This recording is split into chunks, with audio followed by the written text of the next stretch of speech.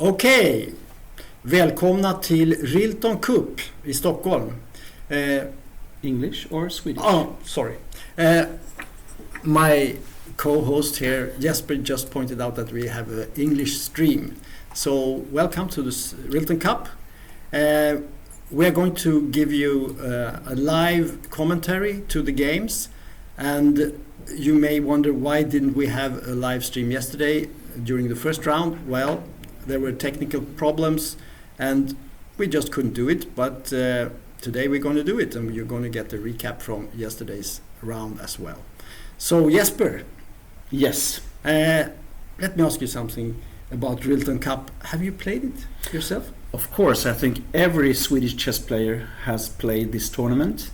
Well, it's just an amazing tournament that's been for, I don't know how many years it is now, but it's since 1971 or something like that, I think. You wrote the book, right? Yes, I know that, but now it was some years ago. Yeah. But of course, Rilton Cup has been a chance for Swedish chess players, and not the least young chess players, to get a chance for international opponents and get the experience needed to take a step forward. So I think I played 3 times or something like that. But I have, just like you pointed out, also written the book about the history of Rilton Cup, and also been commentating, just like you have. Yes. But you have actually won the tournament, Tom. Well, yes, I was very lucky to win it way back, and it was a great result for me because I actually made my 3rd Grandmaster norm. So I got my title during... I didn't know that. Yeah. Great. Yeah, so that was a great tournament, and it was a strong tournament and good old days.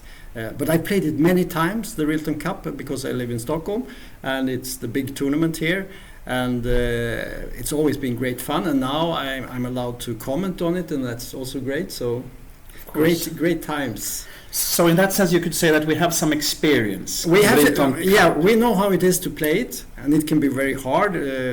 Long games, tough opposition, and so on. So what do you say? Should we dig into this year's edition? Absolutely, I'm really looking forward to it. Yeah, okay. So I have a general question for you. Who is playing this year? What are we looking at? First of all, you should know that this tournament came out of a legacy of Tore Rilton. And in his written legacy, he said that what he wanted was an international tournament in Sweden that could be a challenge for young upcoming Swedish players. So Right. that was the basic idea. Yeah. That also means that the challenge should be it should be possible to challenge them, So 2 good players shouldn't be too strong, the opponents coming, because it must be possible for us Swedes to somehow compete with them. Yeah. So that means that very often there are grandmasters up to 2600, but really there are players of the very elite of the world. Yeah. So the first thing that strikes me when I see the list of players of today, of this year, is that we have Amin Bassem playing from Egypt. He is a really top player of the world, that has been above 2,700, I think. Yes. And this is very rarely that we have such a strong player, but there is a specific reason for that, Tom. How come that he is playing this year's tournament? Well, we have very good relations with him in my club. He's actually a member of my club in Stockholm, Vasa Chess Club. And so we meet quite a lot. He has been playing for us for many years now in the Swedish leagues. And he likes to come to Stockholm, so it's very easy to invite him. And he likes to come here, which we think is fantastic.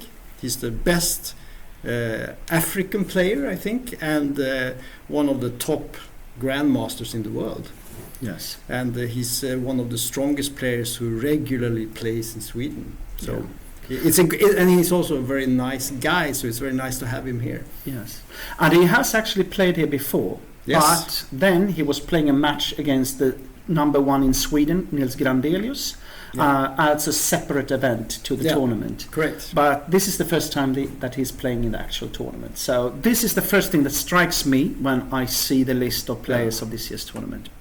Beside that, what strikes me are all of those young talents coming to Stockholm from all type of countries. We have a lot of really promising guys and girls from the age of 14 to 17, 18.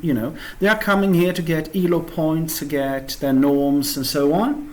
Like I could see on the list that we have like Leonardo Costa, we have Jakob Seeman, we have Alar Tahan, we have Lamparty, Bitovel, Racek, Durc, Selik, Dotzer.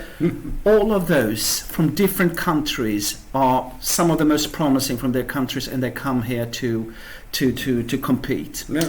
Beside this, of course, we have more or less the full junior elite of Sweden, and of course that is something I'm looking forward to see what they can do when they meet their colleagues from other countries. Yeah, it will be fascinating. But I think we should dig into the chess now. Please. So let's just jump in. We will talk a little bit more about the first round later on. But we will start with the game on board number 1. And we have Bassem Amin playing black against a young Swedish player, Axel Falkevall. Do you have anything to say about him? Yes, Axel Falkevall is one of the most promising juniors in Sweden, very active, playing a lot of tournaments. And I think he's got a great talent. But now he's still in school, of course, putting in some effort on this one. So how old is he? I think he is 17, if I'm correct. Yeah. 17 or 18. I think he's got, 1 year left or something like that before he will graduate, if I'm correct. Anyway, but really can play really strong chess. So it will be interesting to see what he can do facing a real top player like Bassem. So here we really have a test of this Rilton idea to let the young Swedish talents meet strong international opposition. So let's dig into the game, and we have the position on the board right now. Should we start from the beginning? What do you say? Maybe we could do that quickly. Yeah, I think we should do that. This will be one of our games today that we are featuring. So Axel started off with d4. We got this. And which opening is this? This is the King's Indian. And it's very interesting normally when you have this type of games. You have an older, really strong grandmaster playing against this kind of youngster. What kind of strategy would you go for? I would say that you have two ways of dealing with it. Either you try to complicate matters if you're a strong tactical player. Are you speaking from the perspective of... Oh yes, I'm sorry. From the young guy? I'm getting old now, so I'm suddenly am having this approach. Actually, they are both young compared to us. That's correct. Yeah. Okay. Anyway, so I think that Bassem, because I know that he's very strong tactically as a player, I guess he wants to have a position where his tactical skills will count. Axel, on the other hand, he's also, he really likes active positions, so I don't think he minds. The other strategy that Bassem could have chosen is more strict positional play, a long game, end game, where his more experience and so on could count. But as we can see already with the opening choice, King's Indian, that will normally lead to very dynamic positions. He has chosen the first strategy. Yeah. But I know Bassem. Yes. And there is one little quirk. And that is that he only plays the King's Indian. Is it that like that? I'm sorry. Almost. Okay. Also with white. The King's Indian in the attack, as it's called. So interestingly, he's very open with his openings. He's not really trying to trick the opponents. These days, people are playing different openings and trying to avoid and things. He just plays his openings. I see. And he really likes the King's Indian. So when he has other openings also, but he really likes to play it. So let's see what happened here. Okay. Because then we have the interesting situation that this doesn't come as a surprise to Axel. That means that he can make a preparation. He should have been. If he hadn't prepared for this line, I would be very surprised. Yeah. So in this position now, Axel played normal moves in this position, I would say, would be perhaps to put the knight on f3 here. Something like this would be quite a normal move. Yeah, that is just a classical variation. The classical variation. Another move that used to be quite popular, but not so much now, is this F3 move, the Semish. Yeah, also possible. But he comes up with this move. Yes. I mean, there are, as you can see already, there are a lot of different possibilities with also different strategic ideas. This move can, beside taking away the possibility to put a black piece on G4, it can also open up for playing G4 yourself, with white, because black will most likely go for the short castle.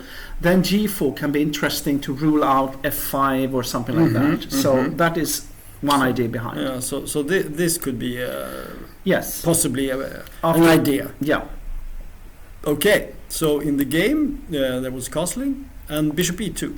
That was this is a little bit strange for me, but don't forget, I am not into the latest theory on this line, but really? No.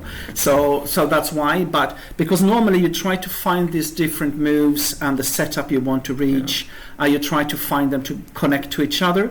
And with this move, I'm not really sure, why this should be played. Beside one thing that strikes my mind is that if black tries to go for the Benoni's structure with c5, d5, e6, then both bishop e2, h3 are perfectly in line with the classical variation in that opening with knight f3 and so to follow. It can be, yeah. But if black plays something else, not going for c5, if it plays like e5 or something like that, then I'm not sure about bishop e2 if that is the right one. But I'm sure there are a lot of theory in this line as well. Maybe you know more, Tom. I'm not an expert in the King's Indian. I used to play it way back, but I also played it with white, but I've never tried.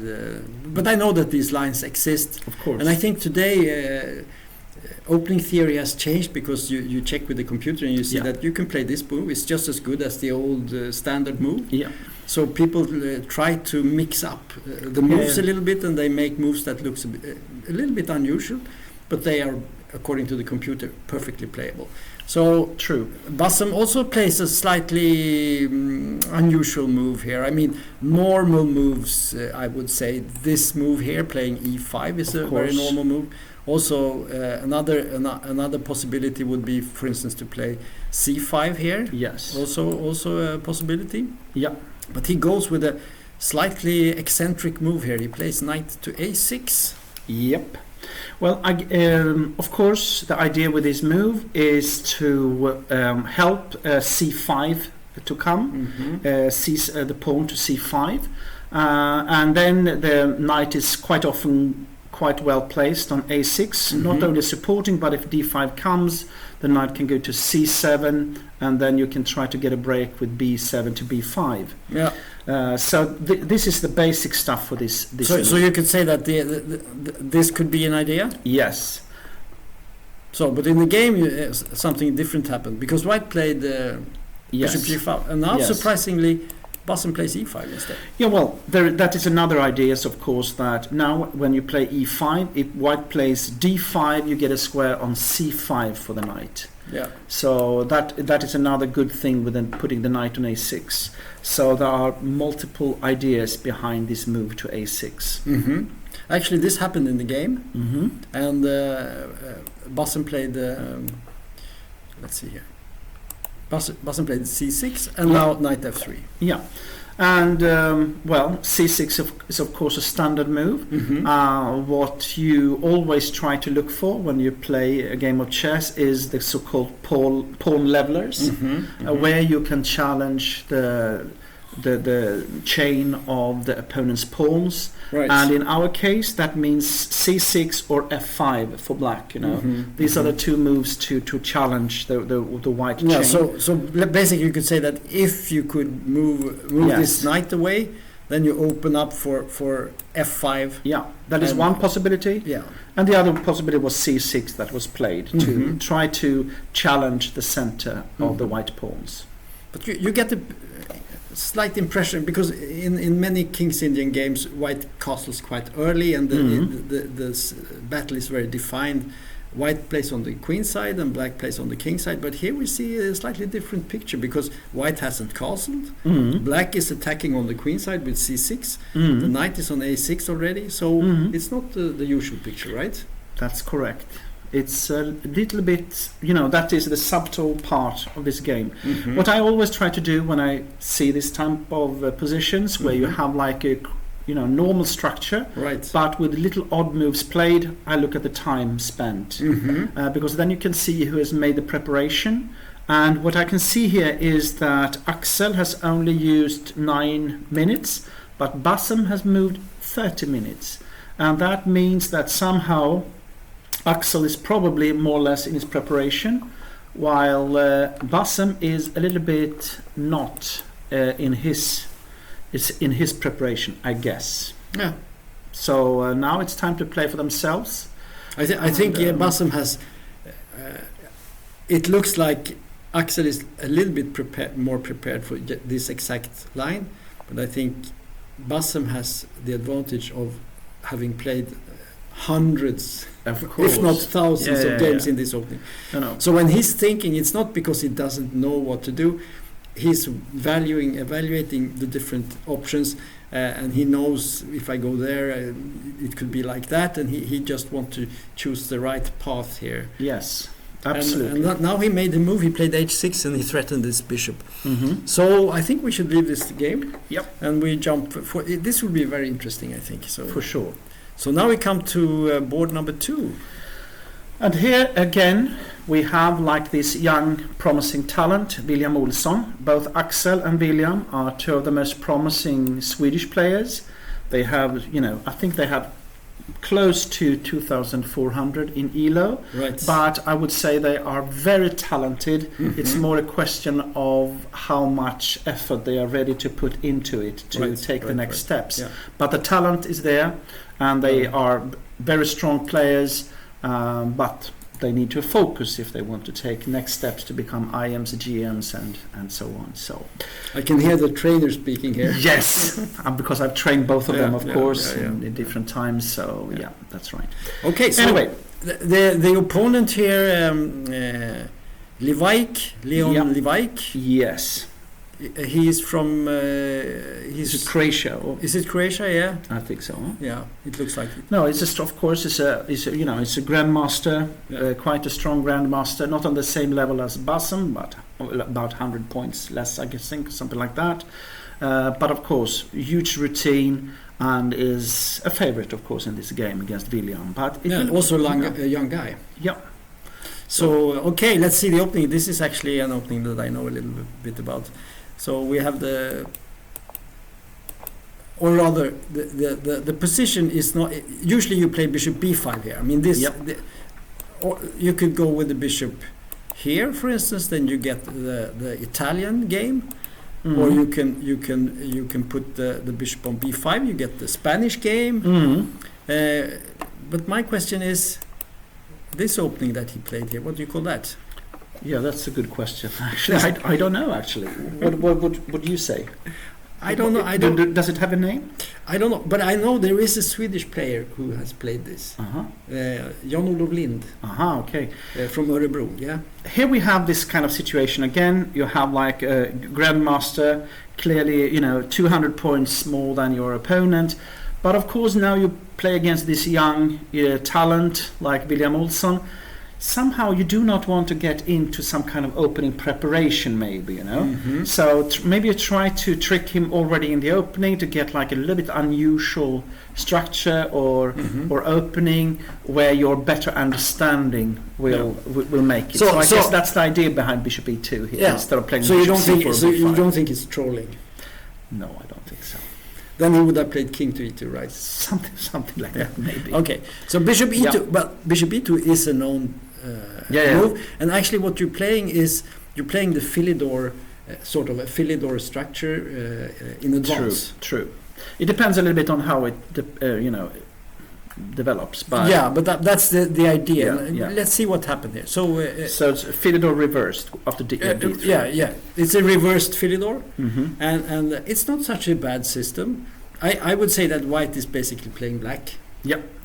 Because the extra move does not really count much when you play like this. No. White is playing so cautiously, and he's not moving his pieces out. So you're basically playing back. And what is in Philidor already, if you have the right colors, if I put it this way, then Philidor is known for there are no real surprises you can get into with black in that case. We can just show the Philidor just as a comparison, and the Philidor usually starts with d6 here. Yeah. And let's say white goes with d4, and then you put the knight bd7. Knight bd7, and let's knight say c3, we play knight c3 maybe, knight goes here, and white plays here, and we have the bishop on e7. Yeah. And now we can see that this structure with the pawn on d6 here, one pawn here, knight and bishop in front of the king, that is exactly what we have here. Yeah. After d3, we have the same formation, and the ideas are the same, of course. Yes. So let's see what happens. So bishop c5, of course, castles, d6. But now he played slightly. I mean, I think one move you can do here, of course, is to play c3. This. Of course, that's move. logical. Yeah, this is. But instead, he played bishop e3 here. Also, one thing is, of course, that black chose to put the pawn on d6 instead of going for d5. Right. So is playing very cautious. Also, do not want to get into a position where you play the Philidor reversed, but with the tempi less. Yeah. So now again, quite normal in a way, because if you take on e3. F take e3. This, even though you got a double pawn on the e file, as the pawn is going towards the center, it might be a very strong. Let's just have a look so we know what we're talking about. So this would be a normal way to do. You just take the bishop. Yeah.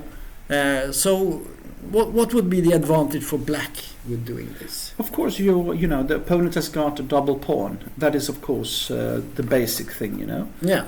But on the other hand, the white F file is open, and you also have an extra pawn, that is protecting a center square on d4. So normally you do not have to be so afraid of this with white, Yeah. So these pawns are taking up a lot of squares here in this position like this. The only thing is, of course, that maybe you would have preferred to have the bishop on c4 or b5 instead of on e2 in this position. That is the only thing I can see as a drawback in this position.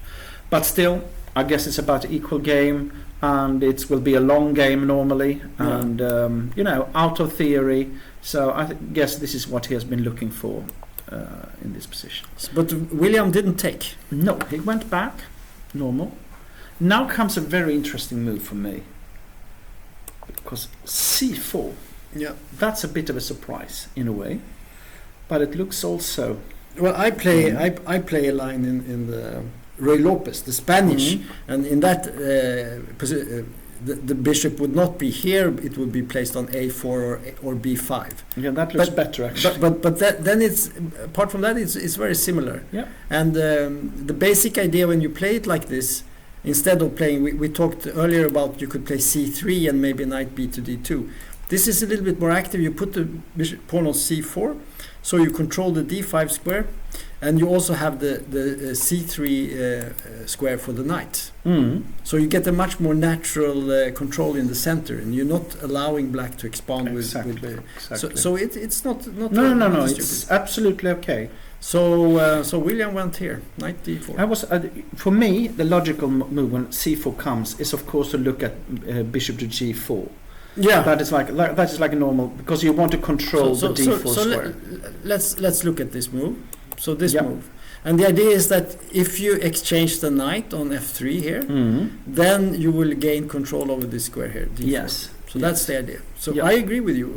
I wonder why they didn't play that move. Yeah, it looks to me more normal in a way. I don't know if it says because knight bd2. Should you play that? And then but I mean, the bishop could retreat to h5 or g6 maybe, or even go back to e6 at some point. So I agree. It's not. To me, it would be a big win for black if white decided to put the knight on this square rather than on this square. Exactly, I agree. That's why I thought this was the most normal move in a way, you know. So 94. The negative, because I know from the line I play that you don't mind so much when the opponent jumps to d4 if you can take it, and he did. I must say I don't like 94. For me, it looks strange to play 94 because now we got exchanges here. Yeah, and now White has got this f4 idea, very simple idea to go for f4, go for an attack, knight d2, f4, and so on. Yeah. It's in a way easier to play White in this type of position, even though you have what is called a bad bishop on e2. But on the other hand, the colleague on c8 is not doing much either, so I cannot say that I'm so impressed by that bishop. And White has got this, like I said, very easy idea, f4, knight d2, queen e1, and go for an attack. That, I think, let's look at the time. Okay, it's about even when it comes to the clock. So, no, I think that now it's easier game for White. That's my... So I think he has succeeded in a way. Black's pawn formation is a little bit disrupted with a pawn on d4. Yeah. And as you said, White has a very nice attacking idea to play f4, and he could even later on maybe even play g4 and just storm on the king side. Yeah. And then the knight will come from b1 to d2, and this can maybe later come up here and maybe go all the way up to f5.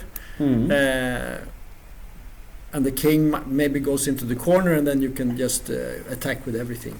So this is very, very dangerous for Black, because Black does not have a natural plan in this position. Exactly. So knight d2, bishop d7, and now b4. That's quite interesting, because now you're actually threatening to play knight b3.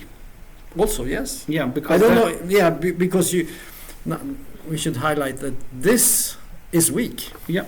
So this is a slight problem. And if you have to play c5, b takes c5, d takes c5, e5 is even stronger, you know, then you can push the pawn to e5. So actually now you really but Black has one move after knight b3, bishop a4. Bishop a4, yeah, that's correct. So maybe it's not such a big, because he actually maybe a4 maybe no. Yeah. Maybe to play a4, because if you play a5, then maybe b5. Let's just show this. If you try to take this pawn, this looks very strong now because c5 is not possible. Then you can take twice. But Black has this tricky move. That's right. Bishop a4 with a pin on the queen. And in this position, there is no doubt that Black will be happy to swap off the knight also, because then, you know, if you're a little bit in, you know, if your opponent like White has got a little bit more space, it's good to swap off pieces, and the bishop on d7 didn't do much. So I would still prefer White, actually. Yes, but still it's better, I guess. Yeah, and maybe at some point Black has the option. Maybe at some point, let's say White would advance this pawn all the way up to f5, then suddenly the knight could reroute via d7 to e5, and you get a fantastic knight. So this would be something for Black to hope for. But this is the position right now. It's a hard fight, also a very interesting game. I think we should go to the next one, please. So we move to board number 3. Yes, and here we have two players. Could you say something about these guys? Actually, White is Toms Kantans from Latvia. I think he's if I remember correctly, he's not one of those youngsters. This is more like more routine than the youngsters. And I think that Yasin is one of these young guys. I don't know exact age of him, but there are actually 2 or 3 really promising Turkish guys coming, so he's one of those. I don't know if he's 14 or 16 or something like that. He's one of the young guys. He is an FM at least, so he has come a little bit on his career. What's the difference between these titles? Well, first of all, we have like on the highest top level, we have the Grandmaster, like you, Tom. Oh, that is isn't the world champion? Yeah. Well, that's not the title, maybe. But that is not the title you get when like a Grandmaster. Yeah. That is the highest title you can achieve in chess. And then you have like the International Master. That's the step below, and then you have FIDE Master, and that is the next step. And then there has come some new titles as well, like CM and so on. Yeah, that's the candidate master. Yes, exactly. And the lowest titles are depending on your ELO rating. I think you should have above, is it 23? I think to get the FIDE to master. get the But FIDE once you master get it, you can drop below. Then you keep it. You keep it. The thing with these titles is you don't lose them. You don't lose them. Once you get them, you. But have them. International Master and Grandmaster, you also need to achieve a result compared to Grandmaster 3 times. Then you get the title. Right. So both ELO and 3 times a good result for International Master and Grandmaster. But for the FIDE Master title and below, you only have to achieve a rating goal. Or there are certain tournaments where you can make it. I know that if you take 50% in the European Club Cup, for instance, something like then you get the candidate master. But frankly speaking, I'm not. I think this is a little bit of a cheating. No, not cheating, but it's like a special way. No, I don't. Okay. I don't agree with that actually. Okay. Everyone who gets a title earns. I have earned it. I agree on that. Yeah. I agree on that. Let's put it this way: it's a special case. Yeah, but I think it's way. good because it makes these tournaments valuable. Okay, let's have a look at this game because this is an interesting Very opening. special, yeah. This is a little tricky opening here. Yeah. So Tom's Kantans, he started off with E4. Yeah. And we got C5, Knight F3, D6, D4. Yes. Take. Knight F6, Knight C3, and this, what do we call this? This is the dragon. The dragon. So this is like an open Sicilian, and in the open Sicilian, black has got different choices how to put the pieces. And the dragon is one of the most, explored openings with so much theory. But you don't see it so often these days as 20 years ago it was very, very popular. But these days there are different reasons. One of those is that it's quite often it can become a draw. In many of those really, really sharp lines. They are so analyzed that they've analyzed to the just 2 kings. Exactly, more or less, yeah. or at least a perpetuals check or something like that. So it hasn't been played so much. But here we can see a game, and of course, again, as black, it could be interesting because if you're lower rated like Yasin Sari is, then you're not afraid of maybe this type of positions where it becomes a draw. No, and actually in this game they play a line that has popped up just recently. Yes, and it's an odd line, and I actually. I have a young guy that I train in Vasa. He's only 11 years old, and he plays this line against me in Blitz. And I was so surprised. I'd never seen it before, but he had studied it. So, of course, yeah. So what happened in the game was Bishop E3, which is the most common move in this situation. Yes. And now Black has to watch out because if he tries to attack the bishop, there is this problem, right? Check on B5. Yeah. Then suddenly White can play a very nasty check here. Because if Black now plays naively this move, well, there are no good moves, so then White gets to take the knight. Because the bishop is pinned here to the king, so just show that. No, not there. So there is a pin, so the queen can take. Anyway, so Black played knight C6. Yes. And now F3. Yes. Because in this situation now, maybe knight G4 could be a problem. I mean, this move is possible in this situation. So you play F3. The other possibility is, of course, to go for bishop E2 and short castle. Yeah, you can play that. That's the old line. But you don't have to be afraid of that, really. I think there are several ways for black to equalize the position. It's considered to be okay for black. Yeah, that's right.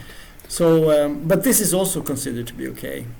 But here comes now the new move. The old move here, of course, is to play just bishop to G7. Queen E2, bishop C4. You play this move, and then the queen goes here, and then probably you castle, and now White can choose between putting the bishop on C4 is one move. Yep. But there is also maybe even more popular nowadays the long castling here, and the game goes on. Yeah. But in this situation, black played h5.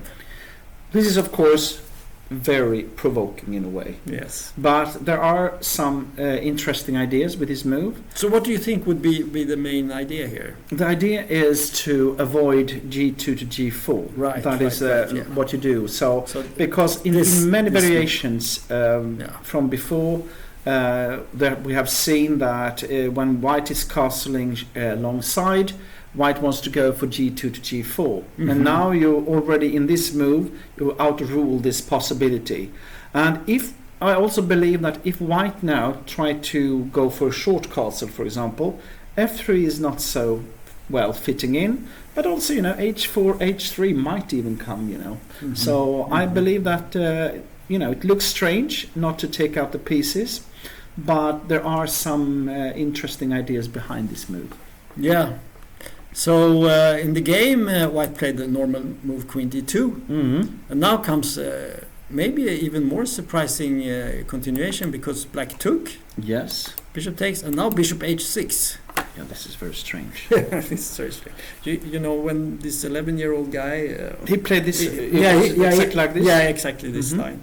We played it several times, and black is okay here. I mean, the computer says this is a little bit better for white, but nothing much. No.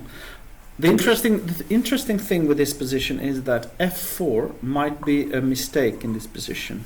Let's have a look. It might be, because my idea was that after f4, maybe e5 is possible in this position. Yeah, something like this. Because if you now play bishop to e3... Yeah, let's just let's see what happens if we take it. Oh, you take the queen. Oh, my queen, someone says.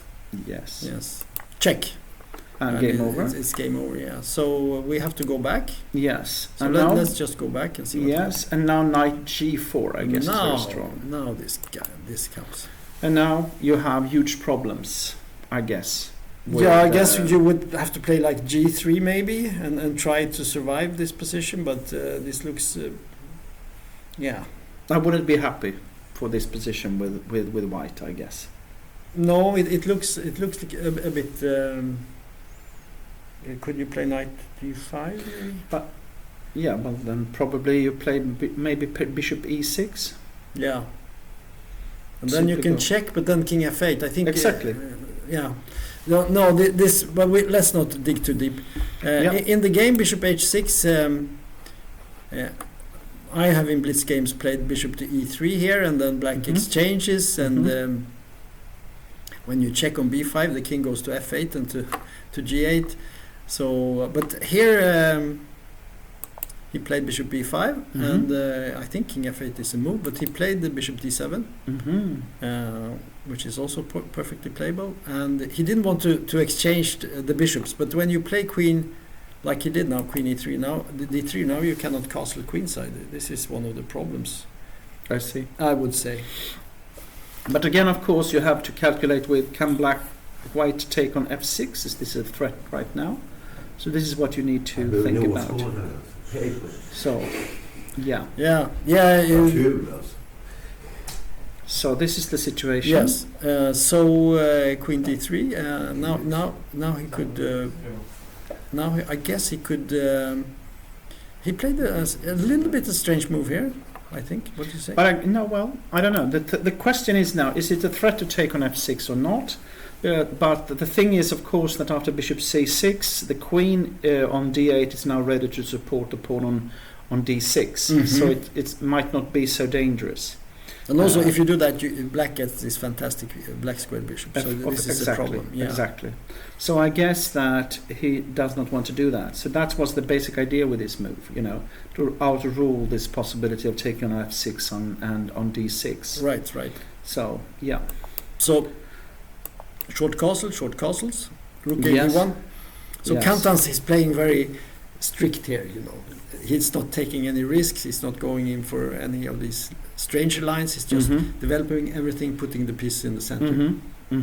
What do you like about his strategy? I guess it's correct in a way, because you do not want to, if you're not well prepared for this line, I would also try to go for just some straight good moves. Don't try to challenge challenge your opponent. If it's well prepared, it might be very, very dangerous, you know. So going for short castle, you know, just taking the semi-opened line on the D file, D line, that's fine.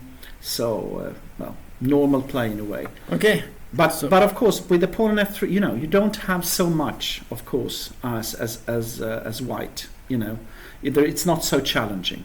But still, maybe white can be slightly better. But let's see. Okay, so black. I think in general, I mean, white always have the possibility to take on F6. Yep. You could always do this taking here, but then. Okay, maybe even if white wins a pawn, black still has compensation with this very strong black squared bishop and a very safe king behind all the pawns. So let's see, queen a5, and I guess now if he wants to, he could perhaps take a pawn. Well, I think that. But there is queen b6 always exactly. checks. Yeah. That's the point. So in the end, you can show this line. We can just let's say we exchange here.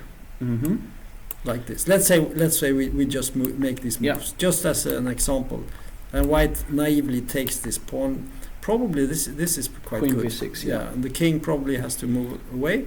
And if you know queen d4, then you can simply take in bishop e3 or bishop e3 immediately. Yeah, winning the queen. Yeah, so something like this, and black has a nice game, I think, without any analysis. No, this is just absolutely. This is just horrible for white. Yeah. Okay, so let's go back. So in the game there was bishop c instead of let's see here instead of exchanging everything and destroying your position, he played the much safer bishop c4. Yeah, that looks normal. And the king goes up. Do you think he wants to take with the king on f6? Yes, I think so. Actually, I thought about this when I saw the position. So take, and now the surprising king takes. Yes. Because the question is, of course, can you make use of this? And one very important thing is, of course, queen d4 check. You have queen e5. Right. And you're safe. Huh? Let's show that. So check. Queen goes. And again, black is better, I think. Yes. With the black square control. So that's right. So here we have, it's a little bit strange, of course, to have the bishop on h6 and king on g7. But the thing is that the bishop on h6 might have possibilities, you know. Yeah, that is but I think white's next move it looks quite good. f4.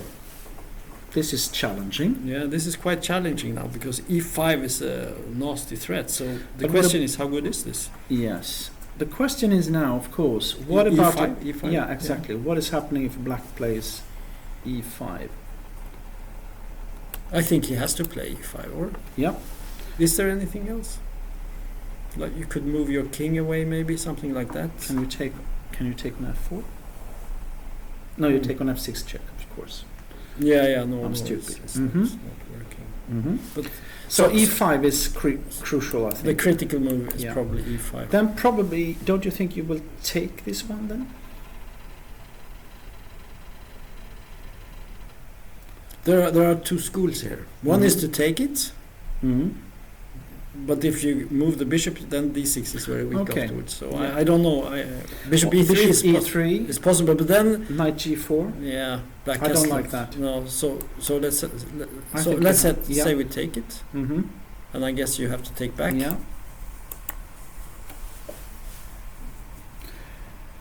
Okay, so what do we do? I was thinking. You want to take with a rook on f6 or something? Yes, crazy. And then knight d5 and take on e5, but it seems too sharp. No, I thought about bishop e3 was my idea, simply to go for this one and to have some pressure on the f file. That was the basic idea. Still, this looks like it should be playable for black. I don't see any. Can you play b4? b4, yeah, that's interesting. But maybe we can just go back with the queen to c7. Maybe. And then bishop c5. Then we have rook d8. Queen f3. Bishop d6 maybe. But then we have a check. Always on b6. But I guess very, very, very tricky position. Yeah, but b4 is a crucial move here, huh? Yeah. Now here we have like a very sharp line, and the question is what white have seen here. because f4 is a very, it's a tough move. So somehow he has to have something, We can see one thing. This is not preparation because they have both used half an hour. Yeah. And in black has used even more. So. But let's take a look at b4. But let's just okay. Take a look. You're so calm. But usually your first move is the biggest mistake, right? Yes, true. So you run off in the wrong direction. I'm sorry. Yeah, but let's have a look at this position. Is this the only move? Do you really have to play e5? Because e5 is extremely sharp, and I think black is thinking Can you play about rook to d8? Yeah, that's an interesting idea. I guess you mean the A. The rook a d8. That was my idea. Let's just try that, just for fun. Yeah. And your idea is that when After e5 comes, e5 you take, and then knight g4. Yeah. So let's say white goes forward. Take. And you would take it, right? Yeah. Because if you don't take it, then I can take on d6 Exactly. check, and then you zigzag. You take this, and then you take here, or take here, not this one. No. So take. Yeah. So take. Okay. Yes. And I guess pawn takes. Yes. You cannot take with the bishop because then the queen That's goes. what's the idea. So you have to take with the pawn, right? And now knight g4 is very, very dangerous, I think, because e6 check, then you can go for f6 simply, and now you're threatening to take rook take d4, bishop e3. bishop e3. So let's just look at that. So knight to g4. So now you need a really good move here for white. Yes. But maybe there is no really. White's position is not so. No, this is very, very. harmonious. No. So this is. I think I prefer black in this position for sure. You're threatening to take on e5. I like this rook d8 idea much more than the e5. The e5 does not. I don't like it so much. No, I rook d8. Let's go back. So because I think that white can also try to do a preparatory move instead of going for rook d8. Yes. E5 is much more forcing. This is not forcing. You have options here. You can do e5. Maybe it's a bit naive in this position. Maybe queen g3. Queen g3 is interesting. We can just try that out and see what happens. Let's put it here. Also because you might even threaten to play f5 with the idea of maybe taking an f7. Maybe exactly. Yeah, that's right. Or e5, of course, can again. And now also we are controlling this e5, so black cannot do e5 because the queen helps. This queen g3 is much better. Yes, I agree. I believe so. From a practical standpoint, at least. And it's a game. I think we have sort of summarized it, and we'll see what happens. Right? Okay, let's go on. Yeah. So now we come to Seemann. Yeah, that's. And I made a mistake yesterday because I know Seemann. He's an old guy. He was playing a long time ago, but he's not so old. This guy. One of the Baltic countries. He's one of the young guys. He's one of the young guys. That's right. Yeah. He's from. Is it from Poland? I guess so. He's from Poland. Yeah. That's right. He's one of these youngsters. Yeah, right. Coming here to try to gain some ELO points or get some titles and so on. Okay, so he's playing against Nicola Altini from Italy, from what I can see. Yeah, it looks like that. Yeah. Okay. So let's have a look at the game.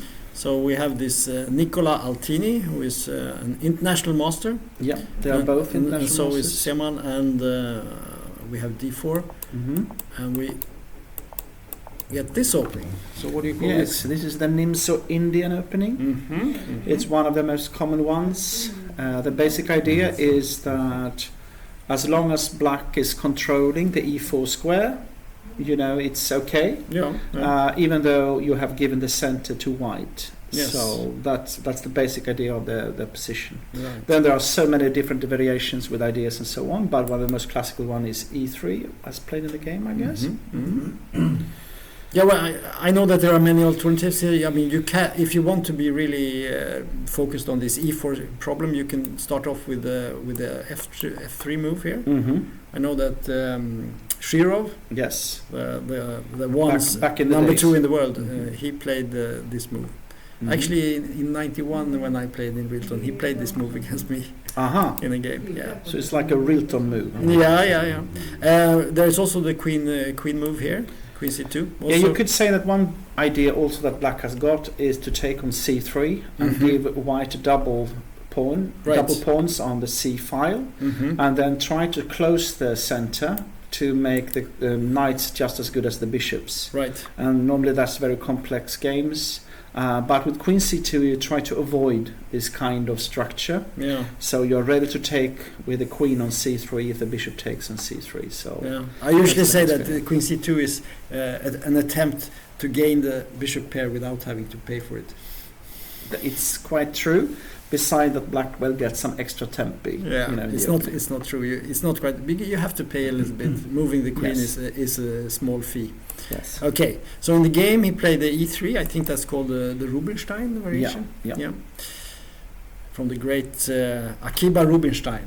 Yes, one of the best players never to become a world champion. Right. So castles. Mhm. There are many moves. Castles is one of them, very solid. And now this move has become very popular. Well, I've been out of the game in a way. Haven't played so much lately. The new theory is, I think that you said that in the beginning of this session, that what has happened lately is that computers have shown that there are other opening moves than before that is just as good. Right. So suddenly you see this kind of, from my point of view, a bit strange Mhm. moves, Mhm. because the bishop on d2 is not doing much. But on the other hand, you are about to avoid this kind of structure when black is taking on c3. So, okay. Yeah. Yeah, I think there was a game recently. Was it Carlsen who played black after knight f3? He just took on c3 Yeah, I see. and he won.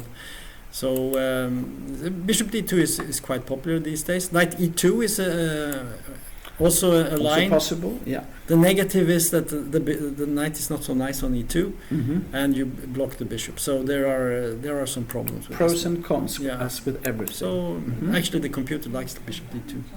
It does. Yeah. Yeah, okay. Okay. So rook e8, Mm-hmm. and I think the idea can be, if you want to, you can retreat the bishop down to f8 here. Exactly. This Yeah. this is a possibility. This is something you have Yeah. seen in other variations. Yeah, of so the you new can theory. end up with the bishop here. This is possible. Yeah. So knight f3, Mhm. but now he goes for d6. This is alternative. Yes. And the basic idea now is you want to do this, and you want to exchange on c3 here, and then you want to get all your pawns on black squares Yes. and say I have the right bishop and I have two knights and it's a close position. Okay. Okay, let's see. So a3, and now you have to. If you don't take, if you now make this move, That's a mistake. yeah, because then after b4, Yes. the bishop is forced back, and now it's trapped, Correct. winning a piece. These things happen sometimes. Well, we all have our experiences. Exactly. So, and now knight e4. Yeah, because you said that black wanted to play e5, but it was not possible with the bishop on c3 because Yeah. you can simply take on e5 Yeah. in that case. Yeah. Also because you have the possibility to swap off queens, queen d1, take on d8, and then the pawn on e5 will fall if you play e5 instead. But of course now, black again wants to give white this type of structure with a double pawn on the c file, and then go for e5 like you said, and so Mhm. on. So, Yeah, e5 is the long-term goal. so I think it's also very important not to leave white with the pair of bishops. So let's say he had played something else. You could have played, let's say, just take a move, knight c6 for instance. Yep. Then probably white could have played maybe bishop d3 or maybe even b4 in this position. And then you can preserve this bishop. Yes, that's right. And that's an advantage. So knight Yeah. e4 is a good move. Good move. I think that's the Yeah. general idea, because Yes. if white tries to keep the bishop some move to the side here, then you can always attack it with the other knight, and suddenly it's exchanged. Mm-hmm. So knight e4 is good. Queen c2 Mm-hmm. exchange. And now he played knight d7. Okay. Now here's the question. Instead of this move, of course, black could try to put his pawn on black squares like c5 and put the knight on c6. But knight to d7 is logical as well to go for e5. Yeah. And also you keep the possibilities to play c5 yourself as well with black. So it's multi-purpose move in that sense. Bishop d3 wants to get out with the pieces. e5. And now, of course, the question is how to react. The other possibility, if you didn't want to go to, because now he plays bishop c2, there are, well, of course, the possibility to go with bishop e2 instead of bishop to d3 in the last move. This was not clear to me that you should play bishop d3. The other possibility, of course, just bishop e2. But I think white. If we look, we know the black plan. It's very simple to play e5. Probably put the knight on f6 or maybe even f8 or something like that, and then bring out the bishop and then slowly develop the pieces. So white needs some sort of plan, and I think white has maybe some ideas with maybe even a long castle and maybe go for an attack. Maybe. Well, let's see. Yeah. So I think the idea is aggressive. He wants to attack, and then of course bishop is much better on d3 than on e2. Of course. If with bishop e2 he would have gone for some very long, and also again we have the e4 square is important square. So e5 now threatening to win a piece with a advance here, and white steps away. Yes. e4 and knight e2, and now comes a move that is not unusual in this opening, queen h4. I was not sure about this move. E4, it's not always you want to play this. Quite often you want to maybe play queen e7 and c6 and wait until white is playing short castle. Because if you play with the pawn on e4, then the long castle might be good for white. So we'll see. Yeah, this is an interesting alternative, because when you play e4, suddenly you have something you need to defend. Exactly. You gain some space, which is good, but you also get a weakness. Exactly. And in the game after knight e4, he protects with a very quirky move, queen h4. And now white answers with a very aggressive move. I mean, you could play something like, well, you could make short castle, but then maybe black can get an attack somehow. I don't know. But he played the queenside castling. Oof. And I guess that the idea is that if you take on f2, you simply place knight take e4. Huh? Is that probably that's the idea. And also I think white does not mind losing a few pawns in front of black's king. But knight take e4 looks strong. Yeah, this looks strong, I believe. And you could take one more here. But then it's the open. Yeah, that's what I'm saying. Very, very dangerous. You have the open file here. I don't know which rook you put there. I think you even take the h rook. Yeah, that's what I'm thinking. And let's say black. Let's just see what happens if you take everything and probably go back with the rook to h1. Yeah, we have some ideas on g7, but maybe we cannot do anything right now. But rook h1 and then take on h7 might be possible. Yes. Of course, it's very naive to take all these pawns. Maybe you even lose the queen somehow. Okay, now you have to watch out. Maybe queen e2 is better in this position. I don't know. But then you can take on h7 maybe. Yeah. Because you have a very nice. Yeah, you. Or at least it's very dangerous. It's very dangerous. Yeah, this is just not good. But let's look at. Let's just show this here and now. Take here, and let's say black takes everything. But all these f6. f6 is mate. You can also play knight g3 and win the queen. Yeah, that's true. You have many moves here. This is not bad. It's not bad. Take the queen. And then I was more into trying to get the checkmate. You could also go for okay. Anyway, a brilliancy here. Try to do something like this. Yeah. And maybe this is mate. I don't know. Or you can take on e8 if that is the worst case. Yeah, this probably Still also it will be yeah, winning. yeah. Okay, anyway. Okay, so this is the position. Very interesting. After castles, black did not take pawns. He didn't go for that. He played knight f6, and now f3. This is extremely sharp now. Very sharp. Yeah, very, very sharp. But, yeah. In one sense, I think it's a bit easier to play white, in a way, because you have an attack ready in this position, while black is quite far away from getting an attack on the white king. So white is faster, but on the other hand, black is can have the advantage of getting a better pawn structure, maybe, if you survive, because f3 is, what will happen is that you a little bit sacrifice your good structure. I think it's interesting that it's Seaman that plays black, because he is the higher rated player, and he's the favorite in this game, right? But now white has a clear game plan, and that makes it very, very challenging. For me, no doubt, I would prefer to play white in this position. It's easier. I know moves here. I know what to do. You have ideas, right? Yeah. Right now, you actually just threaten to take on e4. Oh well, exactly. And g3 is. G3 is coming. I mean, it's a nasty position. Yeah. Okay, let's go to the next. And now we have a player from my club. We have an Indian guy. I said hello to him yesterday. He has played the Rilton Cup before, twice. In not last year, but the years before he played. Ilan Party. And he has now become an international master with a high rating. Yeah. And he plays against Joar Estlund, who is he was the Swedish junior champion 2 years ago.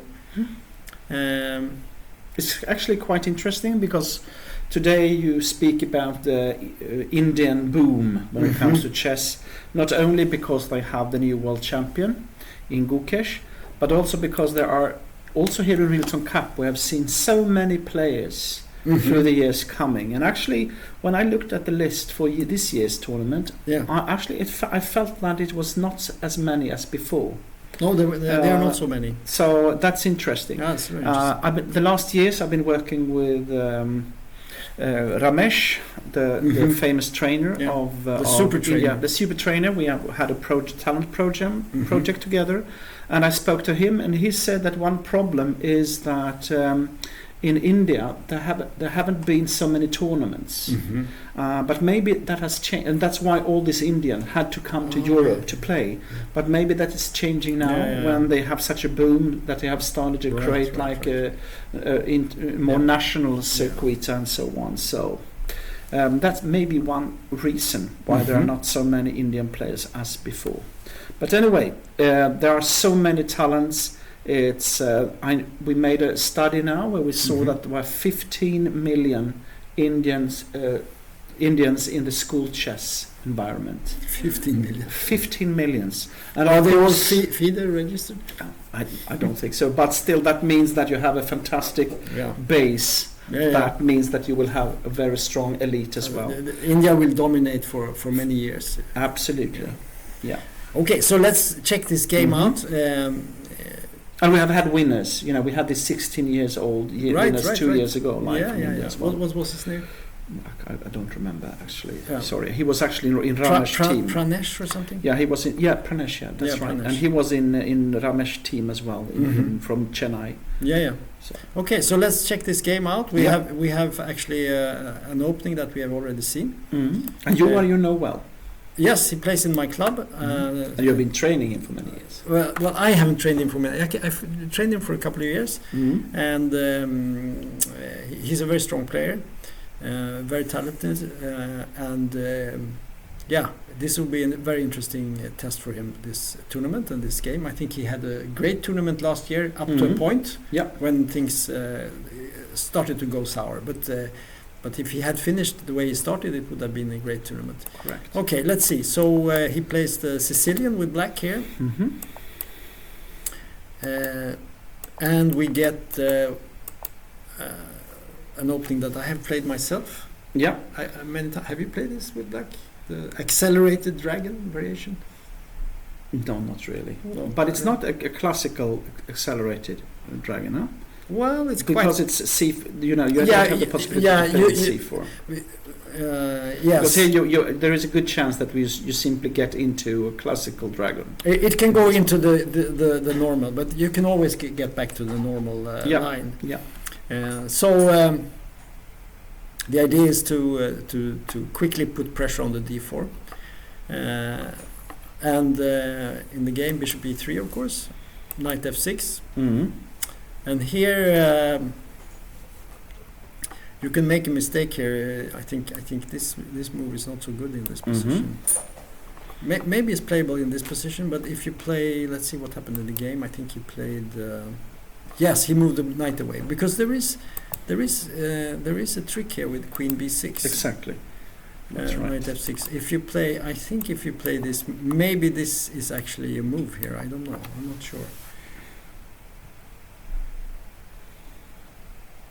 The basic idea is that after knight to f5, you can take on b2, and then take on g7.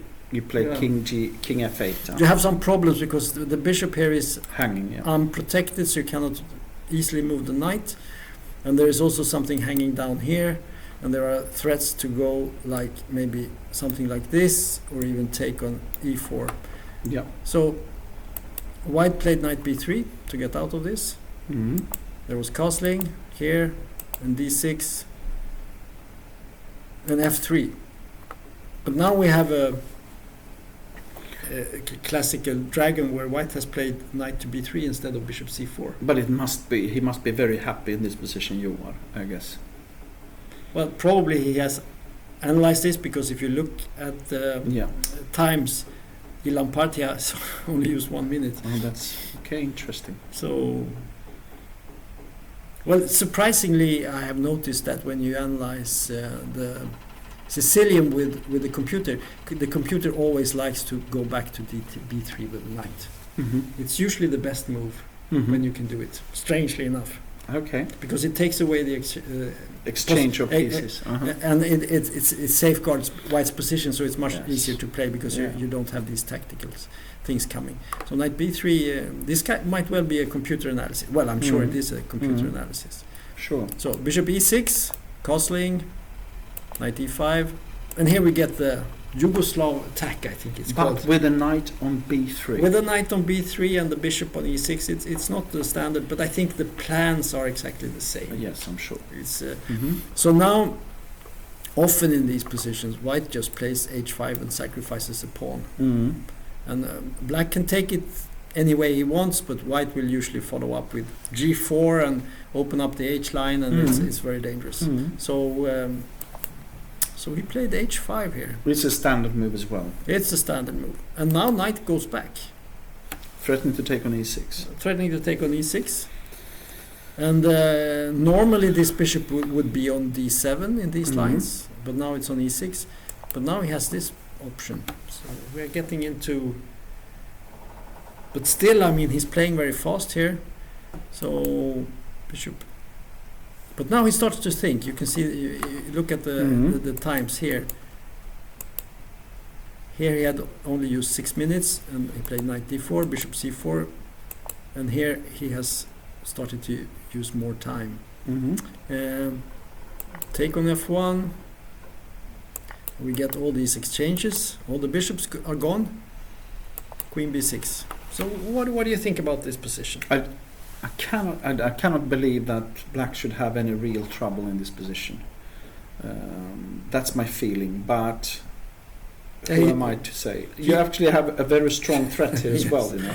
Yes. Knight Let's say white makes an aggressive move on the king side. What would you play here? Actually, I was thinking about knight to c4, because that was the idea. Yeah. And knight f5 is you have this actually. move. Yeah, but I think you can just take it. I think you can just take it. Yeah. Yeah, and you can get a check here. I get a check. King to h. Probably h8. h8, I think. Yeah. And you have knight h7. So this should be winning. Because And of course, queen e3 is threatening as well. So yeah, you have this threat to take down here, Mhm.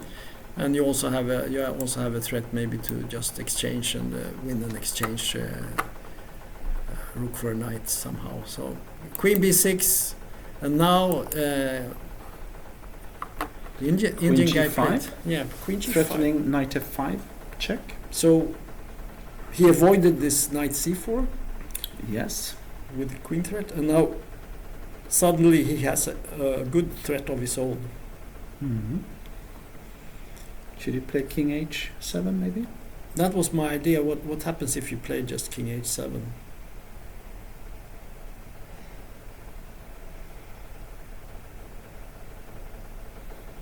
This is also, even though there are so many exchanges, it's still quite sharp. I mean g4 is Maybe actually- g4. I'm thinking g4. King h7, g4. What happens?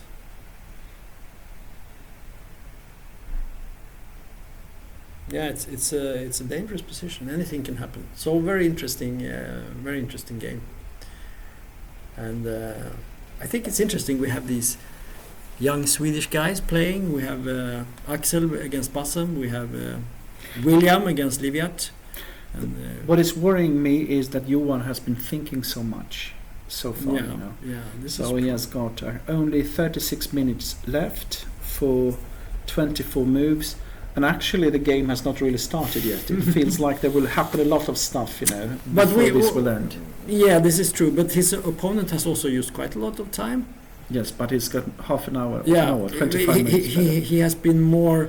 He has used the appropriate amount of time, Yeah, about that's right. about Yeah. half an hour Yes. for 16 moves. That's Yes. that's okay, but your yeah, Anyway, it's tricky. Okay, so let's jump to the next game, and here we get one of the established Swedish grandmasters. yes.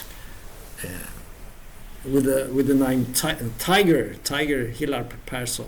Yes. Um, What is interesting with Tiger is that he's actually in these days quite renowned as well for his opening repertoire. You know, he has Yeah, written yeah. several books right, on the modern right. defense. Tiger's Modern, for example, Mhm, is a little bit of a mhm. classic when it Mhm. comes to opening books. But he's not playing But- the modern anymore. But that's what I was coming to, Yeah, yeah. that he has also, I know, having the Najdorf variation and several different Sicilian Mhm, versions, mhm. a little bit that he's handling on his own, you know, Mhm. some own ideas, Mhm, those mhm. openings, and can be very exciting to follow. You Yeah. know. So let's have a sample of this, yes. because I can see that we have a Najdorf here, yeah. and it's quite a new line actually. Mm-hmm. So this is the Sicilian, open Sicilian, Yeah. and with the A6 we get the Najdorf Exactly. variation. I don't know if everyone knows who Najdorf was, but he was an interesting guy. He came from Poland and he ended up in Argentina. He was the one that was half a point better than Stålberg if you read the new Peter Holmgren book. Yeah, that's right. So they were fighting it out, the Swedish Grandmaster Gideon Stålberg or Stallberg or whatever you want to call him. They played many tournaments in Argentina after the Olympiad in '39. Exactly. That was played. During the Second World War, they Yeah, stayed. actually, it's the war started during the tournament, Yeah. and a lot of players stayed in Argentina for this reason. I think Najdorf made a very good choice. I agree. Anyway, so he had this favorite opening, playing a6 in this position, and since then, you could say this has been one of the most common positions Yes, played. Actually, I played this with white so many times, yeah, and I usually play this move, bishop to g5. yeah, that's the main variation. That's the main variation. I would But say. there is also Fischer. He used to play not bishop bishop b2 is playable, but that's a bit. It's not considered to be good. But Fischer liked to play bishop here. Yeah, bishop c4, So there are many. and then bishop b3, and then you Yeah. can play with f4. Yeah. But they have also been people elaborating with the move played in this game, and that was the rook to g1, Right. which looks a little bit strange, of course. But the idea is simply to go for g4, a white move, g4. And I remember when I was a junior, I remember Ferdinand Hellers, your colleague from Vasa, right. That was 2 years older than me and already a star when I came on the scene. Yes. And he asked me very critically, he said, "Do you know the main move in the Sicilian?" And I was a bit complex, and he said, "It's always g4. Yeah. Can you play this with white? You are better." Mm-hmm. And here you can see that white is on the right track, right? At least from Ferdinand's point of view. So, yeah. And this rook to g1 move, which, when you have heard your story about Ferdinand, seems like an obvious move to play. It hasn't been so obvious because, of course, you cannot castle kingside after that, and so actually Bobby Fischer, he used to play this move. H3, exactly. That's also a possibility. Yeah, that's right. Exactly the same idea, but in a little bit different version. Exactly. So these ideas to play g4 are very potent, very strong. There is also another way to do it. You can start with this bishop e3, and if black plays the e6, then suddenly you can do g4. Yeah. So there are many ways to do that, and they are all popular. But rook g1 was played in this game. Yeah. And Tiger, he used something we've seen in a previous game here. In 2 games we've seen this move being played in the Sicilian. Yes, it really looks strange, if you look at it from more of a beginner's point of view. Yeah. To But if you know the idea, it becomes very clear. And as exactly. you said, g4 was the idea, and well, let's stop that idea. Yes, and the question is again, what is the worst move to have played? Is it rook g1 or have played h5? Yeah, because in a way, both the castling short side is now outruled in a way, both for white and for black. So they have shown their cards in that sense. Right. Yeah. There will not be a short castle in this game, or at least that would surprise me if black goes for that one. But we'll see. It could be possible. Could be possible. And then we would probably enter into something that looks a bit like what we've seen before, some sort of dragon. There is this possible to go from bishop g5 is coming now. Yeah. So white uses the possibility to put the bishop on g5. Now you cannot challenge it with h6. So that's right. There's some logic to this. And Tiger played knight c6. Yeah. Active play. Yeah. Queen d2 and queen b6. Yeah. So very active. And now we see this retreat with the knight to b3 that I mentioned is I guess that if you cast alongside immediately, maybe black simply takes on d4 2 times and plays the end game. I don't know. So let's say this move, and now you propose maybe we could even do this. And that's what I meant. Yeah. Yeah. So this is always it can be difficult to evaluate this. Sometimes these endings are good for white, and sometimes they are good for black. It depends. I don't know exactly what's happening here. I would say that to me it looks like it's kind of balanced. Maybe I would actually prefer white here. I don't know. Bishop e6 or something. Anyway, I think it will be a long game most likely. Yeah, right. So white is a little bit ahead when it comes to development, but black has got a solid position. So, but I think you can. I think simply, usually when white plays in the Najdorf, you want to get an attack. You want to play. You don't want to go into an ending. That's not what you. That's not why you play the line. So with white, I mean. So knight b3 is much more logical. You keep many pieces because white has more space, and usually with space, it's easier to play with many pieces. Yeah.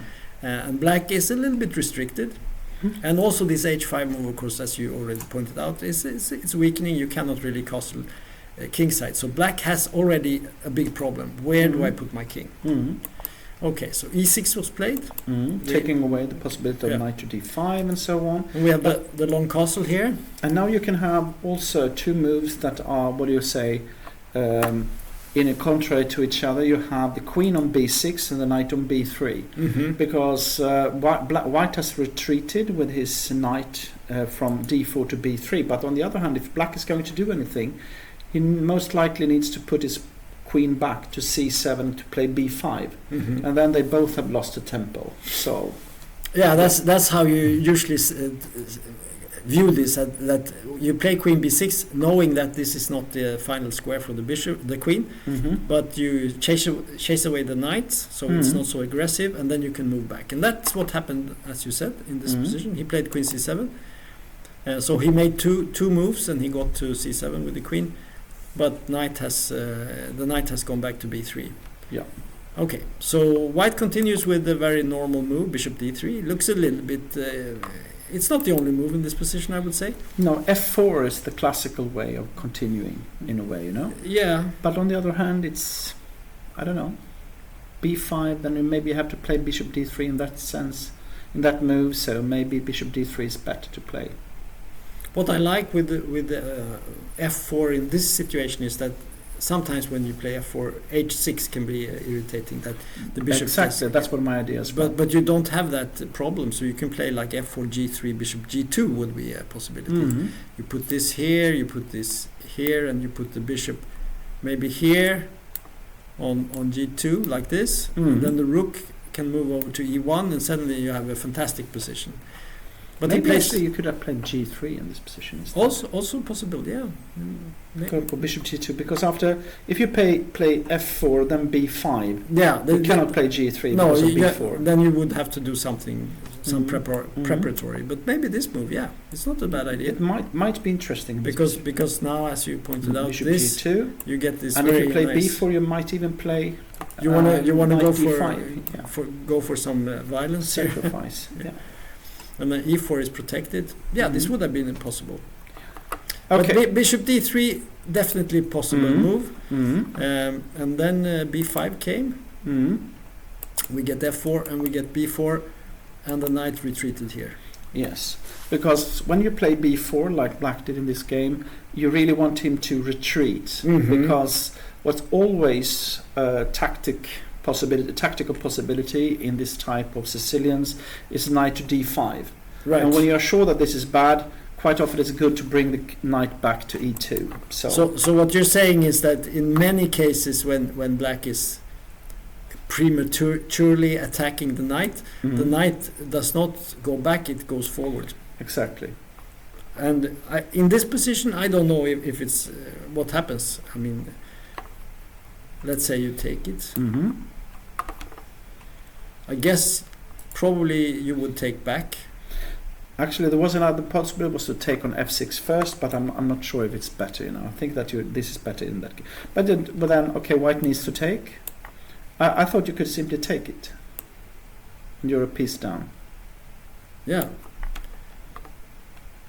That's what they always said to me. And you're a piece down. Check. Yeah. Even here, it's not clear. Bishop e7. So knight d e7. I meant. It seems to be a little bit too much, I think. But of course, you can play. It's a game. I mean, I wouldn't like to play this with white. Something like this. Queen d5, going for some maybe bishop g4 at some point could be annoying. I don't know, but this is not clear. That's what I'm saying. I think black is winning, but still white has got chances.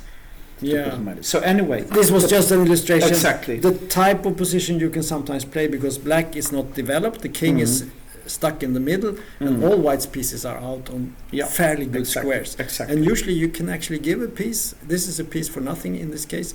And then you maybe pick one pawn and another pawn, and suddenly you have you can even play some endings, and maybe you have an attack, and you can see that how does black actually get the king into safety. The king is stuck here, and the pieces are huddled around it. So, but white did not play knight d5. Maybe it was an interesting option, but he didn't want to take that risk. He played knight to e2. And now I don't think white's position looks very aggressive. No, that's why I said that you should play b4 if you're sure that knight d5 is not good. Right. And quite often that's the case.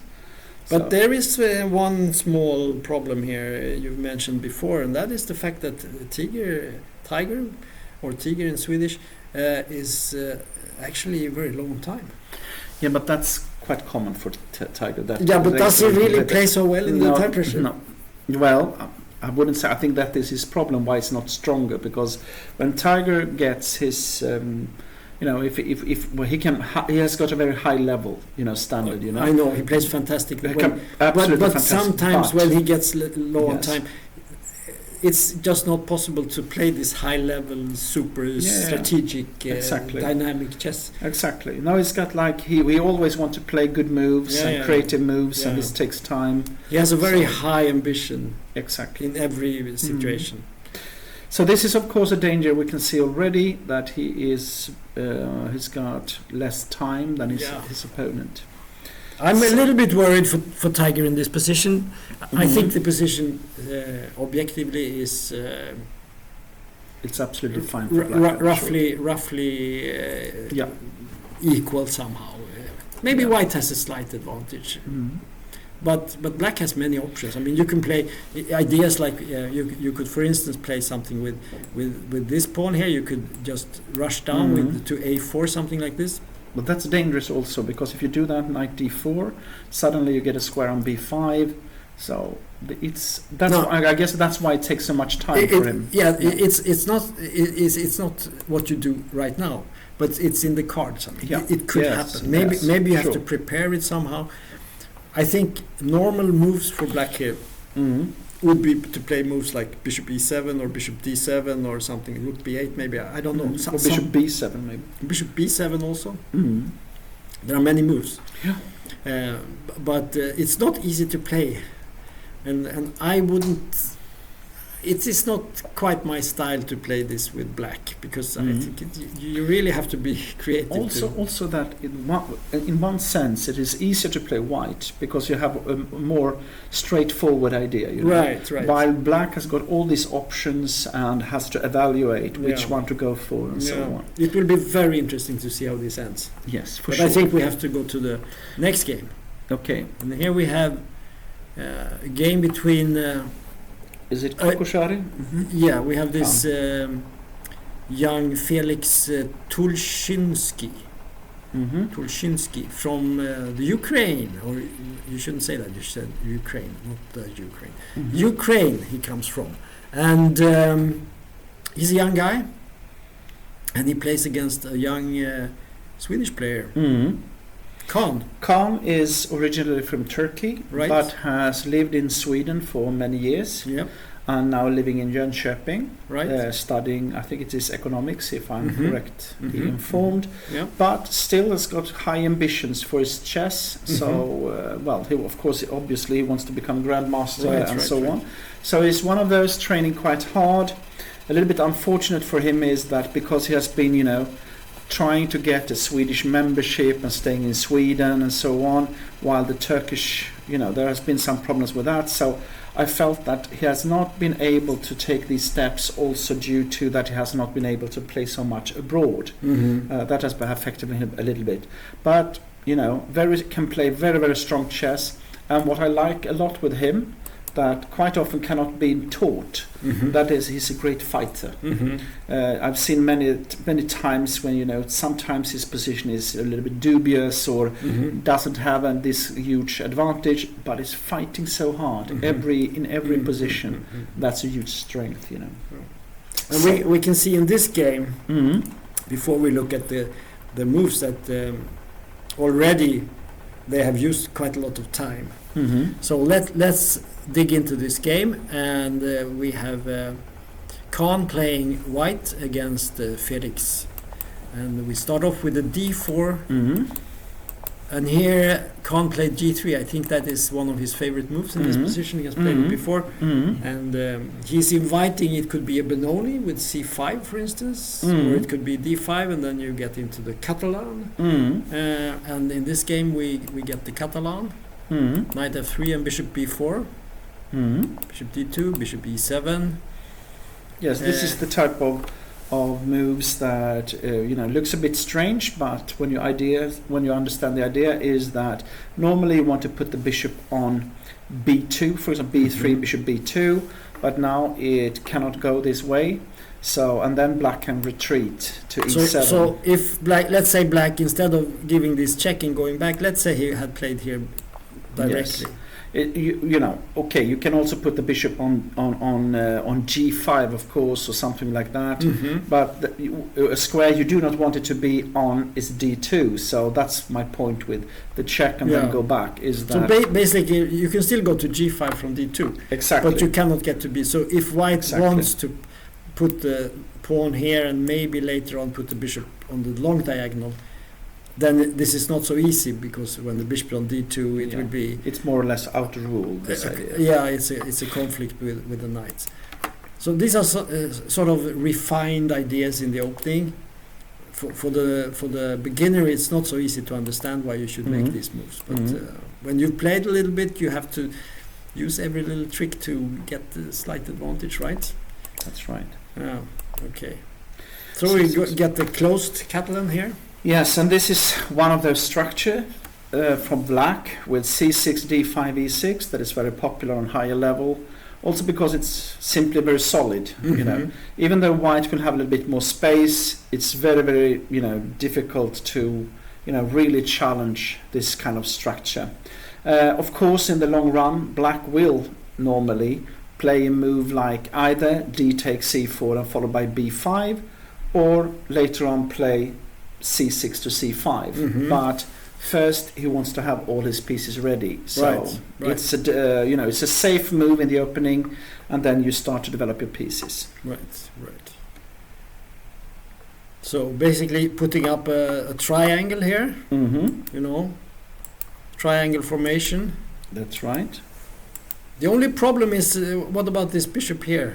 Yes. On c8. Yeah, that's either normally you put it on b7. That's the square you wanted to put it, or either you play b6, bishop b7, and then c5, or like I said, you take on c4, then play b5, and you try to put the bishop on b7 in that position. There's also some option sometimes to go with the bishop all the way to a6. Of course, yes. So but quite often it's on this diagonal at least. It's not, you don't play like bishop d7, or it's hard to see that you can play e5 or something like that. So yeah. So okay, so in the game there was queen c2. Knight comes out.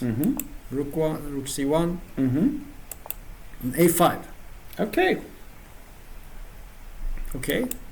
A3 and b6. Now we have the b6 move. Yep.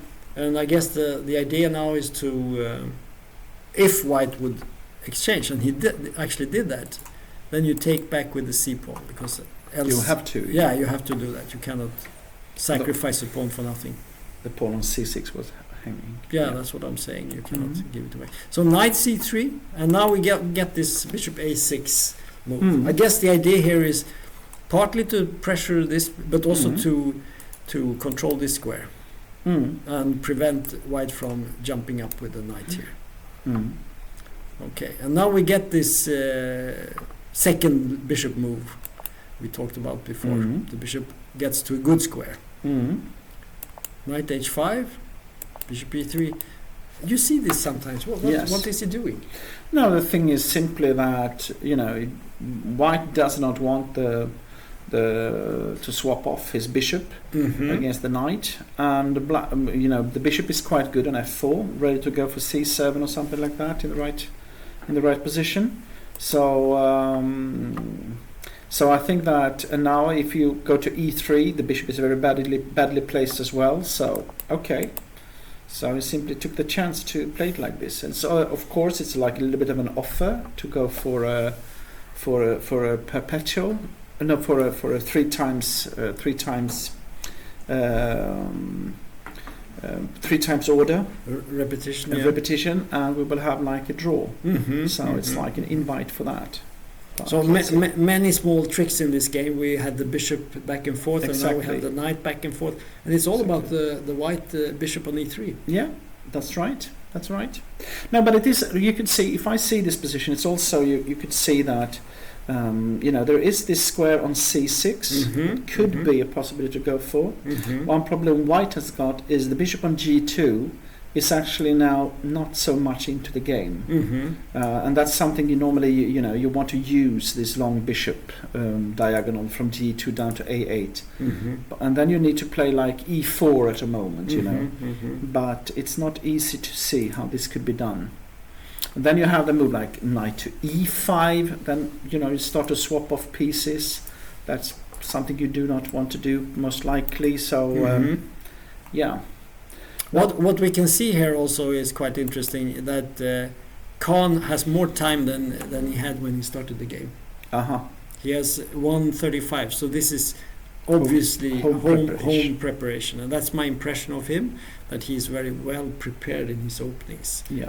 And he's very stubborn. He plays the same openings all the time. He's not like Bassen. Yeah, he's not trying new openings in every game. Some people do that, but he prefers to play something that his opponents can prepare. But he plays very solid games, solid openings. So it's not easy to crack his openings. And now he played Queen A4. I like this move actually. Yeah, because I think that White wants to play Knight to B5. Yeah. And then suddenly you start to get some pressure on Black. Yeah. And now the question is how Black should react. Because if you get the Knight to B5, you start to threaten moves like then Bishop F4 might come and so on. So I think this was quite a good move actually. I like this move. Yeah. So just to summarize what you said, White wants to get the knight here and start working on the queen side, right? Yes, because also with A5 and B6 played, there might be some weaknesses, right? Not the least on the white squares as well. Yeah, it's true. So and on C7 and so on. So yeah. So in the game, Black started to move pieces towards the queen side. Yeah, that's right. And I like this knight move actually. Yeah. But now I don't understand. Why not play Knight B5 here? Yeah, that's a good question. Because Knight E5, I don't understand that move really. But there is not really any big threats with this move. Bishop F4? Yeah, this is true. But again, what is the threat? You want to play Knight to C7 exactly. Maybe? But the E2 is hanging.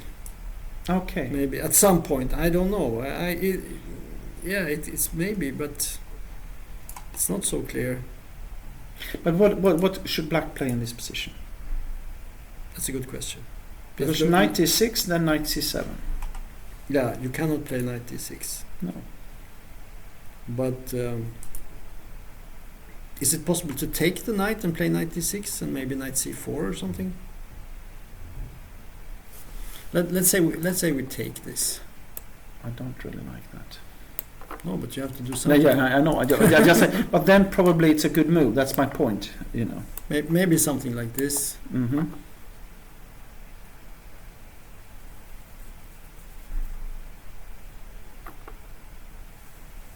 You can play Queen C6, but Rook C8. There is no big problem with that move. So probably you have to move the queen back somehow. B3 maybe. Maybe go here. Maybe now we can jump in. I don't know. Something like this. A4 at some point could be a move. Okay, in that case, maybe you have to. Okay. So maybe you should have played Queen D3 and then simply play Rook C2 or something like that. Something like this. Yeah. And now Knight to C4, Rook C2 or something like that. Let's say we go here. You play Rook up. But maybe even A4 and B5 or something. Yeah. Just because one takeaway from this opening that I know is this the Catalan bishop is so strong in the open Catalans, but in the closed Catalans it's not actually the worst white piece. It's true. And usually, if you can exchange your white squared bishop, Black, if you can do that, he suddenly has all the right pieces. True. So this could okay. this could be. It's interesting analysis. Anyway, Khan didn't do that. He played knight e5 instead. Yeah. The only thing with this move is that you start to swap off pieces. It's true. And I'm not sure. But he's activating his bishop pair. Okay, so what happened? Yeah, so there was an exchange. And pawn takes, and now suddenly he has a little bit more, but of course bishop c5. Black also activates, and now we get what you said, a lot of exchanges. And he plays b4, take, and knight c7, protecting the rook, and the idea, threatening take on e2. And then take, and this is was this the game? Yeah, this is the final, not the final, but the last. Black position. is fine here, I think, isn't he? Yeah, now Khan has used a lot of time. So where did it start? Can we go back and see where he started to use time? Because we should he used like an hour, and he was here more. Yeah, bishop. So let's look at the knight e5 move. How much time did he use for that move? Because that's quite interesting, right? So here it's he has 135 left, and he used 4 minutes. 4 minutes for knight e5. Very strange. Still. Knight e5 is a very, very big decision. Yeah, and that's exactly. But I think Black's last move, knight e8, maybe he had prepared for that. Must have been. Because it's quite good. He gets the knight. It's very. But maybe he should play something. I don't know, bishop f4 or something. But then, of course, knight e6 is also possible, and you don't want to exchange. Yeah, it's not so easy. Anyway, can you play b4 here? It's no, I don't know. You could play b5 because you cannot take because of knight b6, maybe. Yeah, something like that. I don't know. Looks like dangerous, at least. Well, I don't know. I'm not sure. I just say that I think that, like you said, this is like a crucial point of the game. Yeah, I think it's very crucial. Because after this, these exchanges and so on, it seems like, to me, that Black is okay. Yeah. But let's see. So that's why I try to find, that's why I said knight b5. But now I suddenly saw this move b4 that maybe could be interesting, because my idea was to put the pawn on b5. White pawn on b5 is possible. Yeah. And you might have like. So let's see. Let's see. Just an idea. I don't know if we do this. Because the rook is hanging on b7, But what happens if can I play this b5? And if I take it. Well, I was thinking maybe if you could go for something like this. Okay, and take on. You want to take here? Yeah. Sure. Then I go here. Knight to a7. Is it possible? Can you play like? Oh, you have knight to c4 or something like that. Yeah, then. Okay, take on d8 and knight b5. Yeah, maybe you get out. I don't know. No, let's go back. So it was. I'm not. No, it's a sharp. Maybe this is b5 might be too much, but even so, if you don't do that, maybe you can play a move like bishop c4 in this position. Yeah, and then my idea was to play b5. And the question is, because then what is the position like in that case? Yeah. I don't say it's. I just say that this can be the type of moves should be played, and then knight d2, bishop f4, and so on. I wouldn't like to play that. I think b5 in that case is more interesting. B4 is interesting. b5 is you try to very committing move. You can take queen takes a5 also, but I think the queen is very. This is not good because your queen is trapped more or less. Maybe I don't know exactly, but it looks like maybe you can trap it slowly, something like this, and bishop d8 or something looks very dangerous. Bishop f4. Yeah, you can do that. And then the queen goes up. And bishop d8 is coming. This is what you don't want to play, right? Exactly. this queen trap is not so nice. Anyway, you don't have to. Okay, crucial moment. Let's take a look what happened in the game. b5. Yeah, let's see. Because I think we don't have to work this out. What you can say is crucial moment. Crucial moment, and in a situation like this, but it's still you can think, well, b4, but then you can use all your time But, in seeing can I really. but what is strange to me is that he only chose to use 4 minutes in this position for knight e5. That is a very committing move. And then what happened after that? Let's say it's committing, but it's not as committing as playing b4 and taking. no, but well, look what happened after. Look what happened next is that he plays knight e5, not thinking so much. Now, again, in this position, if you suddenly he starts to use he used 15 minutes. 15 minutes. So somewhere here, it's maybe it's too late to start to think. It's yeah. Well, it's possible that he missed something. Yeah, this happens all the time. Yeah, I know. All chess players miss I things. very much know this. You've done that many times. Okay, unfortunately. So now he plays b4, and now he has. Look at this time. It's just running down. Yeah.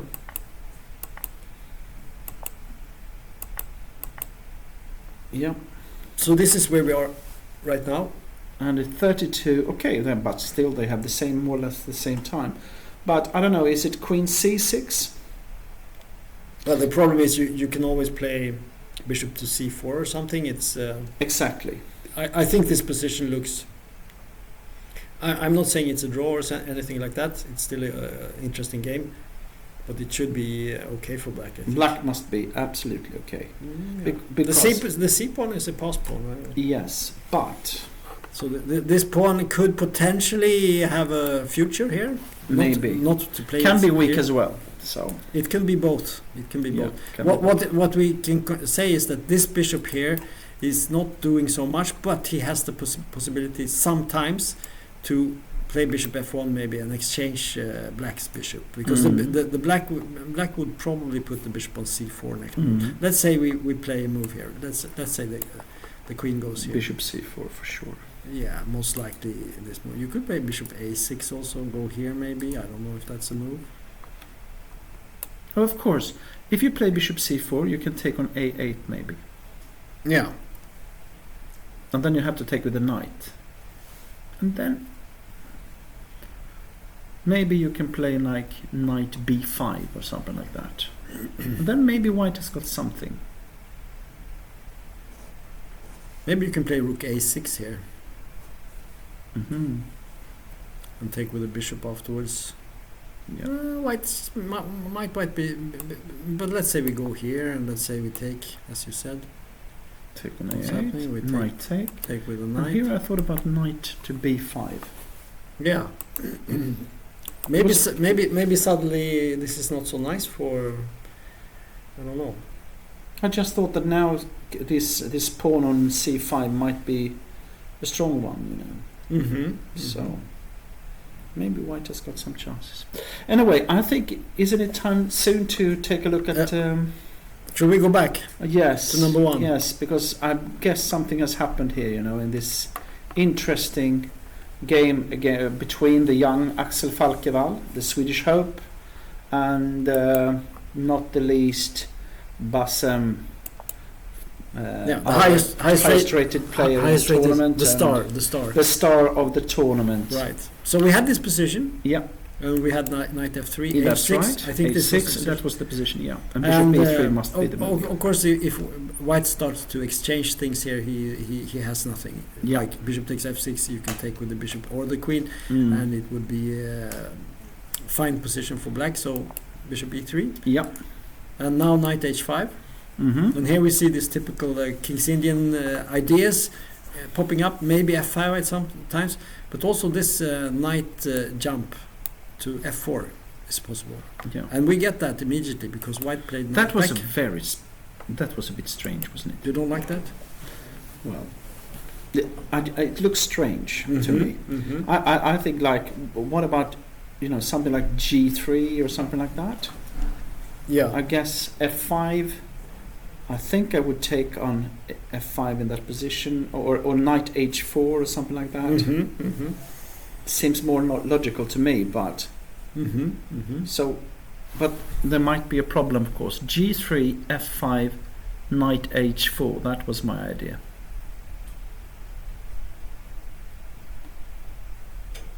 Then maybe is it possible to play f4? Yeah, that's what I'm thinking. Maybe f4. Yeah.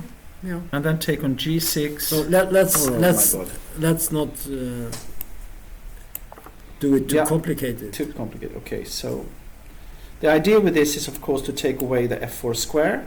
And now the tactical idea was to play knight h4, because you go for g6 and you're threatening to take on h5, but then f4. And now bishop. I was thinking about. Well, let's take on g6. Let's just exclude some possibilities. Yeah. You cannot take on f4. No. Because if you take here, black actually takes the knight. Exactly. That's one of several options, but yeah. that's enough to say, okay, that's not possible. Yeah. So after f5, knight h4 is logical, but the question is f4. What can you do? You could take on g6, or take on h5, but the taking on g6 looks like the most take on e3, and we take here. And then take on h5. You could take on f8 here. Yeah. What happens? Let's say we take this just for show. Yeah, exactly. You could take with the queen and threaten mate, but I don't know. Then maybe castle. Maybe even castle. So, but then take on h3. Well, maybe strange. Could we take here? Check. Let's just play it in a naive fashion and see what happens. And then we take the knight with the check here. And then queen g2 and take on g3. Yeah, that must be the idea. But is it possible? Well, is it possible? Now we're just running with the flow here and hoping for the best, but I don't think. But wait. If we go back, please.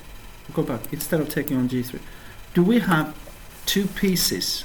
I mean, but black is fine. It's got two pieces for the rook. I was not aware of that. So then it's black is simply better if it goes back with the knight. Yeah, that's true. f6. Well, so yeah. Probably. So okay. Yeah. So this is not a good line. No, this is not a good line. So we were exploring knight takes g6. So my idea was take on e3, take on h5. That was the idea. Yeah. My question was, in this position, I thought that.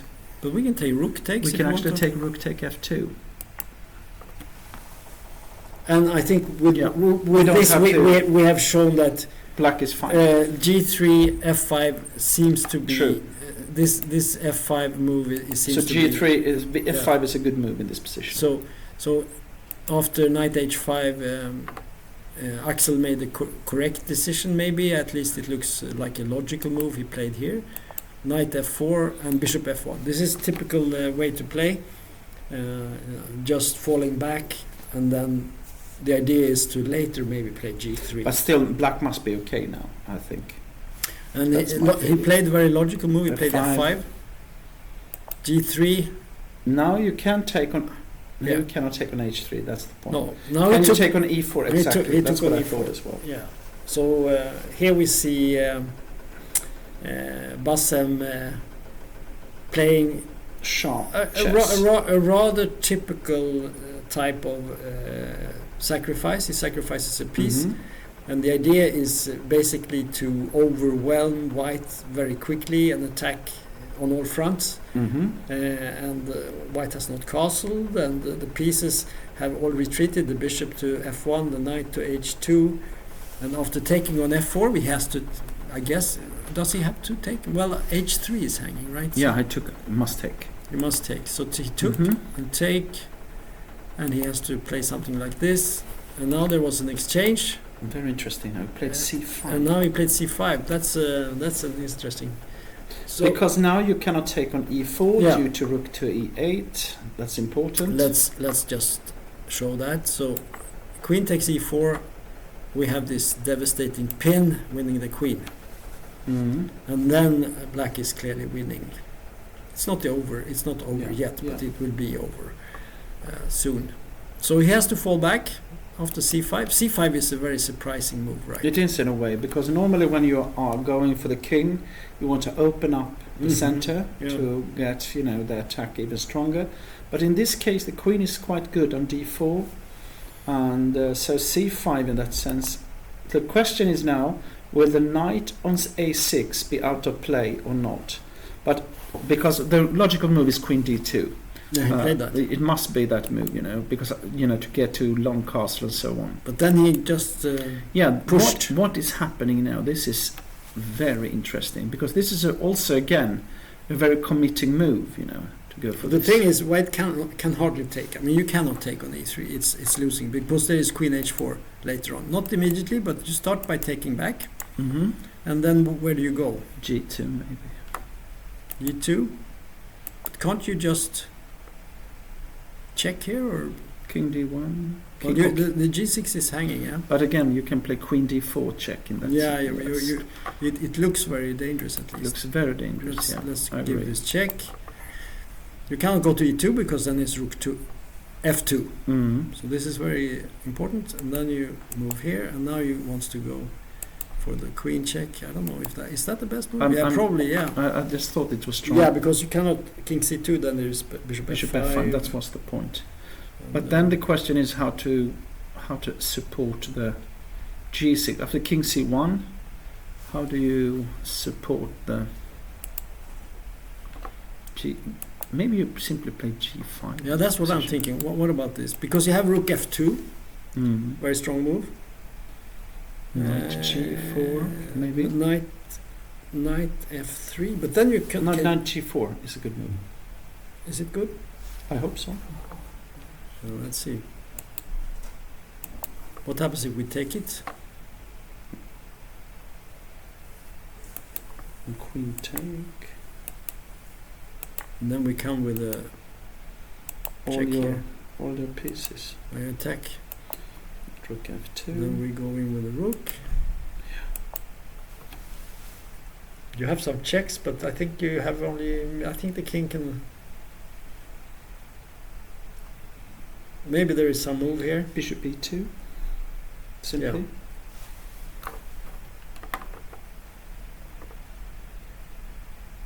Maybe I was a little bit too quick with the rook f2 because there is knight g4, b4 also. But then queen e4.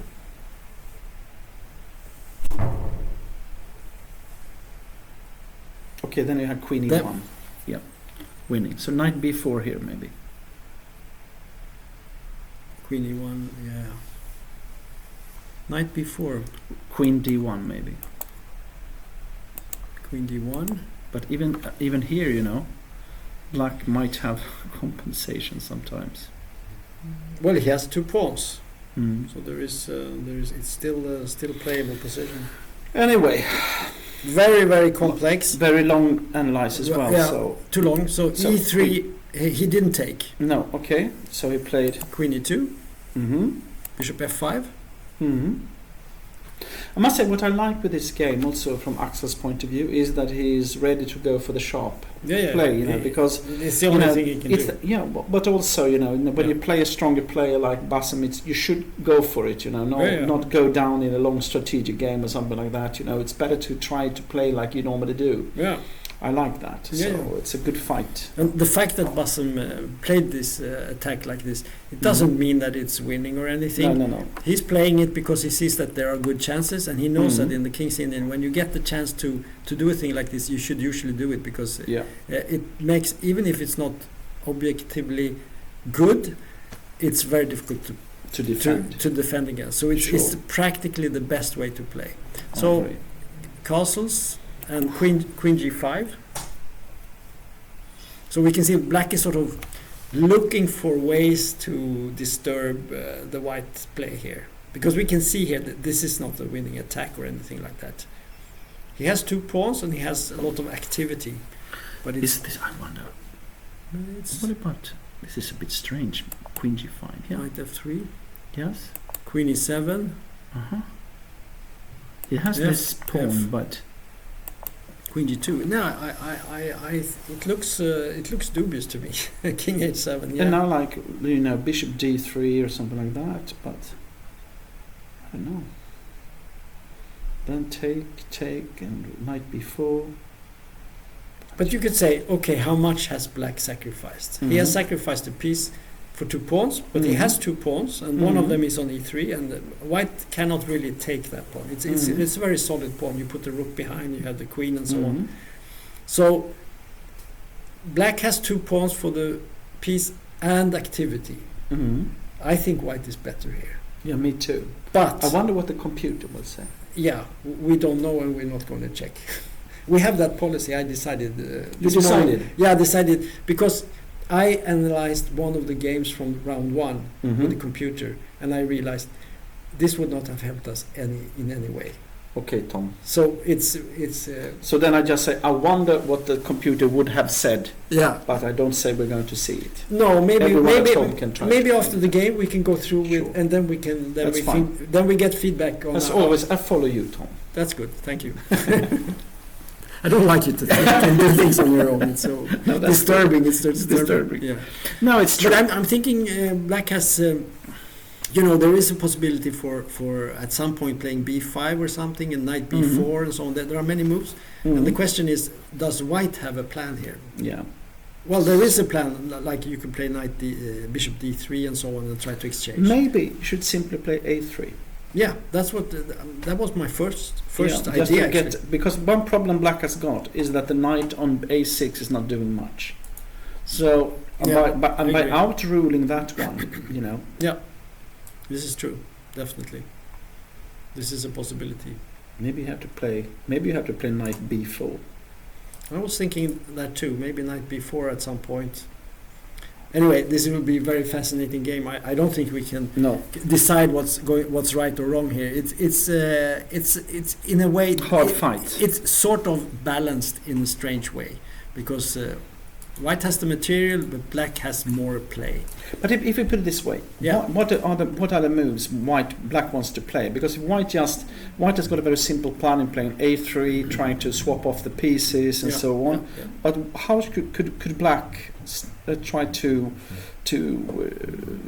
get the pieces going? Is it like they're trying to go for a6 b5, or is it because knight c7? You don't want to put the No, knight I don't think there, you want to do that. No, you I don't thi- want to I play think- knight b4. I think the knight b4 idea, even after a3, knight b4 could be a move at some point. Just to go all in, because when white takes, let's say that the knight goes here at some point, and white goes a3. When white takes, then black takes back with the pawn here, and you open the c file against the king. And as long as you have the bishop on f5 here, it could be dangerous. So I think this will be fascinating. But now we go to board number 2, and here we have this game, fascinating game. We said white was better last time, and we have to go back and see why we did that. We had this b4 move. Here we were here, right? It was this very special opening with bishop e2. Yeah, very strange. No, not very strange, but somewhat unusual. Philidor with colors reversed. Exactly. I think that's the correct. I think that's good as well. Yeah. Okay. So white played b4, and we said that white can expand wherever he wants. He can play on the king side. He can play on the queen side, and the black decided to just castle. And we also said that, white can try to win a pawn with this move, but black cannot play c5, but he can actually pin the knight by putting the bishop here on a4. And this now comes a good move, I think. So he played queen b1. I like this, actually. And now he also has the possibility to attack the pawn with queen b2. So this is suddenly also a possibility, if you want. And the problem is that he cannot play c5 because the b7 pawn is correct. hanging. Then and now b3 is suddenly a threat. Yeah. So black also has to do some contortions here. Queen c8, and now c5 came. He really wants to go for the d4 pawn. Yeah. So what he's doing is he's sort of isolating the pawn here. Yes. This pawn is suddenly cannot be protected by c5 anymore. This can be very strong. Yeah. So this is interesting. Okay. So black took. So the interesting thing is that instead of going for this quite normal plan to go for f4 and this one, he's instead going for the d4 pawn. Right. That's I think in this position, I would be inclined to look at moves like f4 and G4 and Mm. King H1, Rook, Mhm. playing on the Mhm. king side. Mm. But he goes the other way around, Yeah, and that's quite interesting. Yeah, and might be very good as well, actually, because as you can see, if you want to avoid this loss of a pawn on d4, you need to do something really good here. And he finds maybe the only possibility, and that is to put the bishop on c6. I played here. And now Queen queen b4, b4 exactly. Queen b7. Rook b3, or yeah. And Black And has Black- managed to muster his forces. But But now White comes with the next guy here, yeah, and he threatens. Now the threat is very brutal here. It's to play Rook up Exactly. here, and yeah. then this pawn is actually going. So a very dangerous situation for Black here, and we can say that White has come out of the opening in a very good Yes. good way. Because the only way now is to avoid this. Yeah, he finds the move. He's fighting well. Because, here. for example, if you play bishop b5, Yeah. can you take on d4 then? Yeah, it looks like it. I don't see why. Well, And then take on d3 maybe. But maybe yes. maybe a4 even, just to get the bishop down to a6. I don't know. Yeah, Because the pieces, the black pieces are a bit strange, but maybe Bishop B5 is Is is a possibility. It's yes. definitely a You possibility press because you you throw take on open- e4. Yeah. maybe there is a threat to take here, Mm-hmm. and the bishop is bad here. So interesting, but he didn't do that. He played B5. It's an alternative way to Mhm. prevent Rook Mhm. C4, and now he played F4. Yes. I think the idea is to put the bishop on F3. And also, because now the knight is, because black really wants to play a5, Mm-hmm. but now with the Yeah, knight can't on do that. b3, so maybe just put the knight on a5, Mm-hmm. holding black down, Right. might be very strong, Yeah. And then in the right moment you can play a4. So Oh, there are many. White must be better in this position. I think he's better. Yeah. Now Black played knight G4, and White went for the exchange, Mm-hmm. Queen b2 or and now he played F5. f5. Interesting. Well, he I think what he wants to do is just to create a barrier here, Mm-hmm. blocking the bishop, Yeah. and then he can move the rooks over to the king side if he wants to.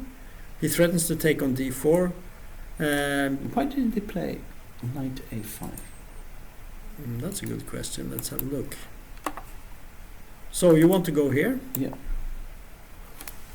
Well, he if he does that, then he loses the attack on D4. So Black could fall back. But where to put the bishop? I guess he would play something like Bishop E8, maybe. Mm-hmm. I mean, you could go back with the queen. But Exactly. That was my idea. I mean, Black could go back with the queen. Now, also possible. Okay. I see. Okay. There are many okay. options. F5 is surprising, but of course he wants to protect the pawn, Mhm. and Mhm. it works. So, Queen E2. Okay, Black is Trying to do something. trying to do something. F6. Now knight A5, and then we get this. I'm not sure this was so good for Black actually. No, this must be, This queen maneuver was a bit too much. I guess. Because now it's no doubt that white is better in this position.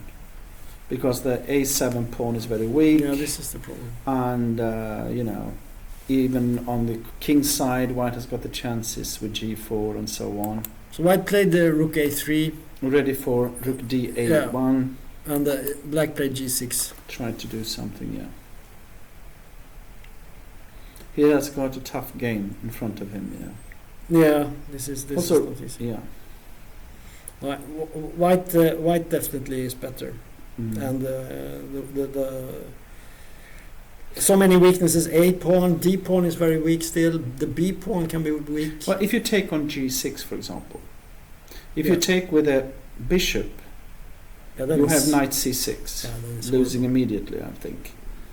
But more or losing less. something at least. Oh, okay. But But you have h to- takes- Yeah. Then, you know, you can simply play like rook d a1. But if you want to, and if you want to keep a rigid pawn formation, you could play g4, just Yes. to take with the g pawn. And then h5, I guess. Yeah, and then you play h3, something like that, and then you put the king on f2, and you can start playing with the rooks on the king side, so you can play everywhere.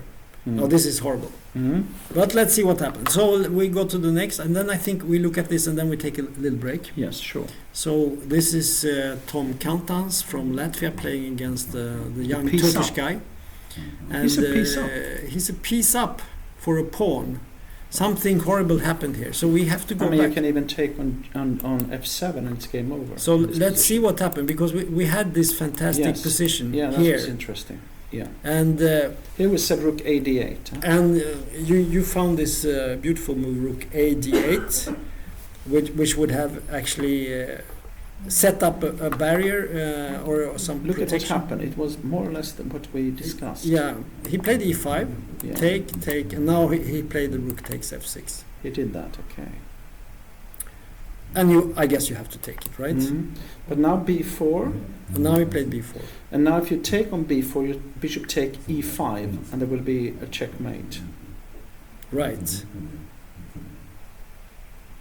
The king will go to f4, and then, yeah, it and will then, be mated. Yeah, and then queen And- f6. yeah, and then That bishop, will be- bishop b2. Yeah, and there will be a checkmate. So we will just look at that because it's a Bishop. nice one. Mm-hmm. So take, Yeah, and we take. Yeah. And if you go back, you lose the queen yeah. to this move. And if you And- take the bishop, And if you go here, we just show everything. queen g3 is checkmate. Then we have a checkmate here, because this is how it works when you play games Yeah. like this. You cannot say, it looks good. No, So this is you have to calculate. either you win or everything. Yeah. It's So take. so and now queen we d4 was my do idea. this, yeah. And here. queen f6 I think was a strong move. Huh? Yeah, queen f6. I think there are options here. Yeah, of course. But this is very strong, and you have King. you can go down here. Then it's checkmate on f2 Then we have a queen mate or here rook d3 checkmate. also. Nice to have some options. Yes. If one does not work, you can try the other. Yeah. And after this move, Checkmate on e2 with the bishop. we have a bishop mate down here. So now we checked all the lines, Mhm. and we see that he cannot take after b4. But what's interesting here? Look at what happened here, because we saw queen c7. Look at the great move he played now. That was queen g3. That's really beautiful, I think. Yeah, This was the well, move he missed. let's see it, so everyone can see what Yeah, we're talking about. exactly. Queen c7, and now a move that we had seen, but after rook d8, we saw that Exactly. this was a good move. And some people like to talk about candidate moves. Mhm. That's moves you see. This could be a useful move, but maybe not right now. But I keep it in my bag for a better Actually, day. But I still don't understand what happened. Okay, here, Yeah. rook a, e1, e8. Yeah, this is tricky. Now, first of all, we have to look at this You move. simply take it, yeah. Yeah, then there is unfortunately this move, and Mhm. the game is immediately over. It's just resigns. So Mhm. that you would like to play this move, but you cannot. And Mhm. you can also not try to flee, because then there is this check and you lose the queen. So very, very nasty position, because you cannot move. And the big threat now, I would say, is probably to play rook f1, right? Mhm. This move here. Mhm. This is the Exactly. This is the move. So in the game, he played rook a8. He needed to Mhm. protect, and now b5 came. What's interesting here is, of course, that you cannot move the bishop because of knight to d5. Check, huh? Right. And it's a fork on the queen and the king. So if black would just move out, and black moves out, white moves in. Knight d5 picks up the Mm. queen. Okay, so that's a very strong move. Maybe you have to play like... Well, you could say that the compensation is great for white. You know, it's very, very dangerous, of course. But I was thinking about, could you play like h4 just to try to... In this position. Yeah.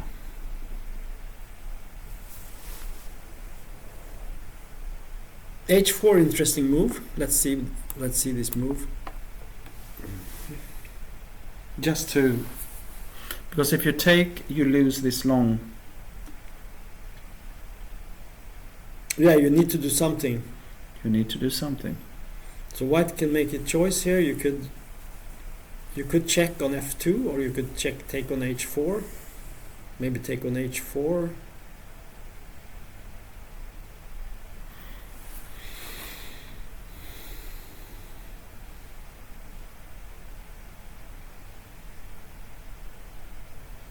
Yeah. H4. I don't immediately see the winning move here for white. No. Can you take on c6? I mean, in worst case, probably what you can do is to.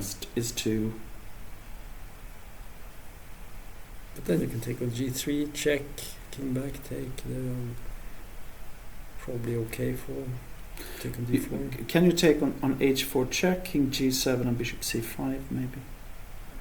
Yeah, I was thinking about that. Bishop g5, then you have rook f1, I guess. Mm-hmm. So here, and now you want to. But okay, still at least even here, rook h8 is interesting. Yeah, and then you have a check on e3. That's right. Yeah. No, this is not correct. So at least a little bit tricky move, I'm not sure if it's, In the game, black played queen e7. Mm-hmm. But I think h4 was an interesting alternative. I'm not sure you should take on h4. Maybe you should start with this move, check. Okay, and then king g7. And now maybe you can make some move like bishop c5. Something like this. I don't know. Mm-hmm.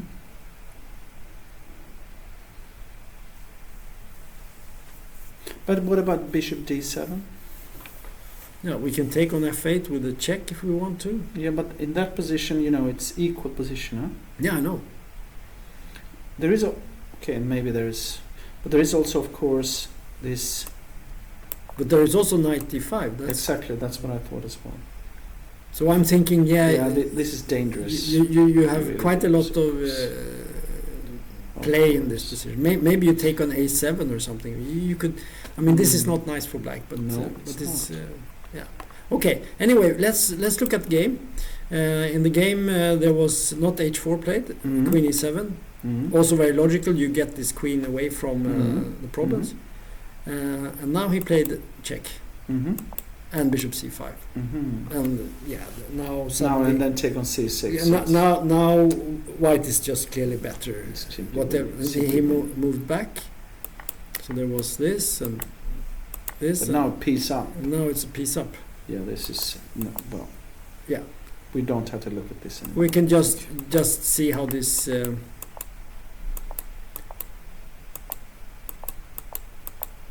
Yeah, so this is the position, but black has no chance in this game, I would say. No. He should not have. They should not have. They still have time. Actually, black has very little time. So this is going to be a win for Kantans from Latvia. Mm-hmm. And now we will take a break. Mm-hmm. We will be back in 10 to 15 minutes. Perfect. Yeah. Thank you. Thanks.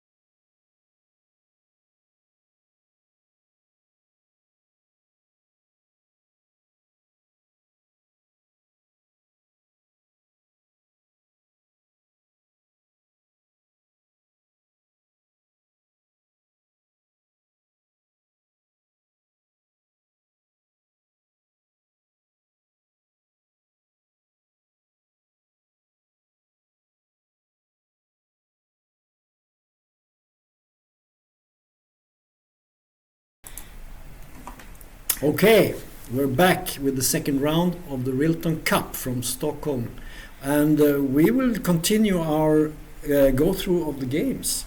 So the last game we looked at was this game with Kantans against Sari, and we concluded that a piece up should be enough for the Grandmaster to win the game. It is for sure. Yeah. So then we will go forward to this game, which is a really complex game. What a mess. Yeah. And we have to go back to understand what happened, because we left this game in this position. White played f3, and we said that this is nice for white. Well, at least very dangerous. Yeah, I mean nice in the because it's easy to see what he's doing. He's attacking on the king side. Black is defending, and he has to navigate some problem, and he played, I think, the only move here. He has to take the pawn on f3, because if white is allowed to take on e4, black has nothing. So he has to take. G takes, and now he played interesting. He simply tried to stir up problems, before he can get totally crushed, I guess, And this is a very provocative move, of course, to move it, in this type of positions with castle on different sides. Normally you want to go for an attack, but here black tried to, complicate matters, My impression here is that this must be good for white. Yeah, must be good for white. But what I mean is, you try to stir up problems. That's the point. Because after Queen f2, for example, if you play like, maybe if you play like e4, just to make an example, then maybe you can play c5, and now it's like. Yeah, the negative with e4 is, of course, you block both your minor pieces. So my point was that he just tried to create some problems, like with this, This still looks quite good for white, but I agree with you, and he didn't do that. So instead he played the rook d e1, simple move. Yeah, exactly. And then bishop h3. Yeah, because now at least he tried to to make it difficult for white to put up the pieces in right way. Yeah. But rook hg1 must be correct move. Most likely, yes. Yeah. Now you're threatening to play maybe d5. And then he plays d5. Yeah. So okay. Well, at least now but this looks strong again. e4 must again. Yeah, he played e4. Yeah. Because the idea is if you take on e4 and so on, the bishop is hanging on h3. Yeah. So we can just look at that. What happens if you just naively take back? Well, I guess you just take back. Exactly. And suddenly you have everything, because the queen is attacking the bishop. Exactly. But the queen is also working on this diagonal up here, and we have a rook here. And what is the queen doing on f2? Yeah. It's preventing white from some moves, but I think. But he must find something else. So he found. He went back. He went back. Queen h4. What? But now you can take a pawn on d5. Yeah, I wouldn't. Well, you cannot. e1 is hanging. So what? c takes, knight takes d5. Ah, knight takes d5. Yeah, I see. There is a trick here. At least was a trick. Yeah, there's a trick. There's a trick. Okay. So it's not quite as easy. Okay, so is it rook g3 coming? What is happening? No, he played. He went for the e5 expansion here. Okay, that's good. Of course. Which looks very logical. Very logical. Of course. But you're not threatening to take on You're not f6, threatening, huh? and black nicely played c5. Actually, I think that what black has done is the best possible. He's kind of, pretty, because he was almost losing. It felt like. Yeah. But now at least he got some chances opening up against the white. I would say that this defense that he has put up is very good. And maybe we could go back just a couple of moves and look at the position and sort of. Yeah, looked terrible in this position. Yeah, in this position it looks very nice, but after what did he play here? He played d5. d5. Yeah, this was the first. I guess he saw what was going to happen. And the question is, could white have done something better here? I don't know. It's not so clear. It's not so easy to find moves for white also, because the pieces are a bit hemmed in. But e4 looks logical, and here the question is, of course, could you take, even though you cannot take twice. Is it possible to take c takes, but knight takes, and then the knight comes to f4? F4 is actually, then somehow you are, you know, it having doesn't, some kind of... it doesn't actually work so well, right? No, that's you're right. Yeah. So actually I'm quite impressed by Black's play because it felt like, you know, you might be losing in a couple of moves. But at least now you are opening up the position, you give your opponents the chance to go wrong. So yeah. Let me just ask you about this move, c5. It looks like a strange move, but the idea is to prevent this c5 move, and then to play e5 maybe, and then queen e3, and just, you know, or rook g3, just to avoid this counter. But again, if you play e5, knight h5. Or maybe I don't play e5. Okay, you just told me that but it was a trick. No, but I'm sort of, you know, hinting at different. But probably Black should play maybe knight h5 here. Maybe this is the move to go here and then opt for this square here. Exactly. Yeah, this is. It's not so easy. No, yeah. It's not so easy. So let's see what happened. He played e5 and c5. I think is a good move. Cool. And White took it. E4, queen d3. What about d4? Yeah, do you want to do something? No, I just want to understand what's happening here. Yeah. It's such a crazy position in a way, you know. We are still, because you could you play rook c8? Well, White could play b4. I mean, if you want to be, but I don't know. But I agree with you. Rook c8 looks because, you know, if you take on.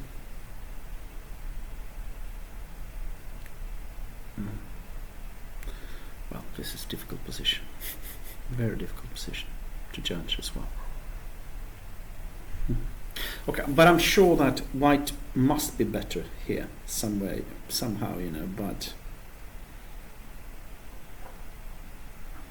It's sort of an unusual defense because Black is sort of fighting on the side where White has the open lines and so on. He's simply putting up his pieces as a blockade of... Yeah, it's kind of unusual defense. Yeah. It's not usually... But let's see what happened because it was it's such an interesting position. D4, okay. bishop D3 and G6.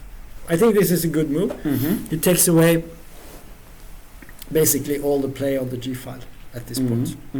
Bishop F5 is not a threat because you can take it due to the pin. But can you play knight e4 here? Oh, then you simply what do you do on knight e4? You can take on e5. I guess knight takes f6, queen takes. Then you can take on d4. What is that position like? What do you think?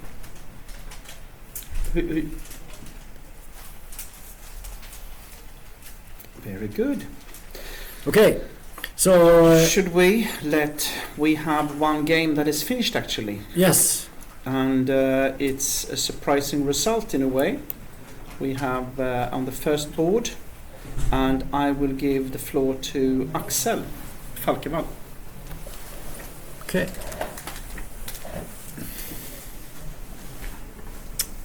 Hello. Hello. So you won. Yes, I won. Congratulations. Thank you very much. You beat the highest rated player in the tournament. Yeah, it feels surreal almost. And you also beat the strongest player in Africa. The strongest player in the continent. Not every day. No, not every day. Okay. So we should look at this game. So let's start from the beginning. Let me ask you a question. We got the impression that you had prepared this opening. Yes, I mean this line with h3 bishop e2 is something I've played before. It's I played the King's Indian with Black myself, and I thought it's kind of interesting. I've never seen knight a6 though. No, but we got the impression that Bassen was sort of improvising a bit. He was not really prepared here. I assume, I mean, it's a very rare line to go h3 and bishop e2. Yeah. I assume, I have played it like at least 4 times before, so I assume he didn't even look at my games beforehand, because then he would have... And they are in the database? They are in the database. Okay. Yeah, we were a bit surprised. We this position we thought, well, this looks very odd somehow. With knight on a6 and it is a bit odd, but here actually after bishop g5, yes, e5 with e5 he transposed back to my my preparation actually. Right. Yeah. So now after e5, d5. Yeah, suddenly it looks more normal. Yeah. I'm now back in, but then c6. I've played against instead of c6. I had actually a very interesting game after knight c5 and followed by a5. So that was the only move I knew. After c6 I was also... so in this position you had a game where black played this move, right? Yeah, exactly. And I played queen c2 and... Right. And for example there's an interesting line. He plays a5. I think he played a5. I played knight f3. Right, yeah, you can... Yeah, I can move. You can click, that's the best way. Yeah. Knight f3, and I think we got to this position, if I remember correctly. Right. And then it's actually a bit surprising, but if I remember correctly, this position is already winning for white after g5. Oh. Which is very surprising at first, but... Winning for the computer, right? Yeah, but I played this, and it turns out I realized also when I had this over the board that this just wins, because it does, yeah. Because the problem for black is that he has already made this this h6 move, which means that his king is just super weak, right, and he cannot really push forward. Yeah, that's true. In the center. But this c6 move was new to me. I hadn't seen it before. Yeah. And then I guess it makes sense. I think if he doesn't play knight h5 now, then I go knight d2, and I think it's just much better for white. So I think knight h5 should be played. And here, I kind of didn't really know what to do. I wanted to go queen d2 at first, but if I go queen d2, I thought, for example, knight f4, bishop f1, and f5 here. And I couldn't really see. I thought this was just pretty bad for me, so I went for knight h2, which looks very passive. But I figured that if I can get g3 in, at least I have some counterplay. And I think already he has to sacrifice the piece. Yeah, that was like he did. Our conclusion too. But I have no idea. I think he missed. I think he thought he was winning. I think he missed queen e2, because if I don't go, I think he thought I had to go queen d1 here, and if I go queen d1, then I can never castle long. Yeah, we can just look at this. What move do you? I thought queen h4 was very annoying. Yeah. We looked at this, and we just made a general conclusion that he has compensation for the piece at that this is point. Very much true. But after queen d2, I'm not so sure, because right now I have the threat of castling long, and I have the e3 queen e2 as happened. Yeah, if you take, then he gets. Yeah, then it's game over, I think. Yeah. It's not 100% clear, but he gets. It looks absolutely horrendous. Yeah, it looks. I didn't even think about taking. Yeah. I only thought queen e2, and I thought queen e2 is a good move. I thought it was very unclear, but I have chances, and I figured if I'm gonna have a chance, I should probably complicate the game. Because that's when mistakes happen, I suppose, even for strong players.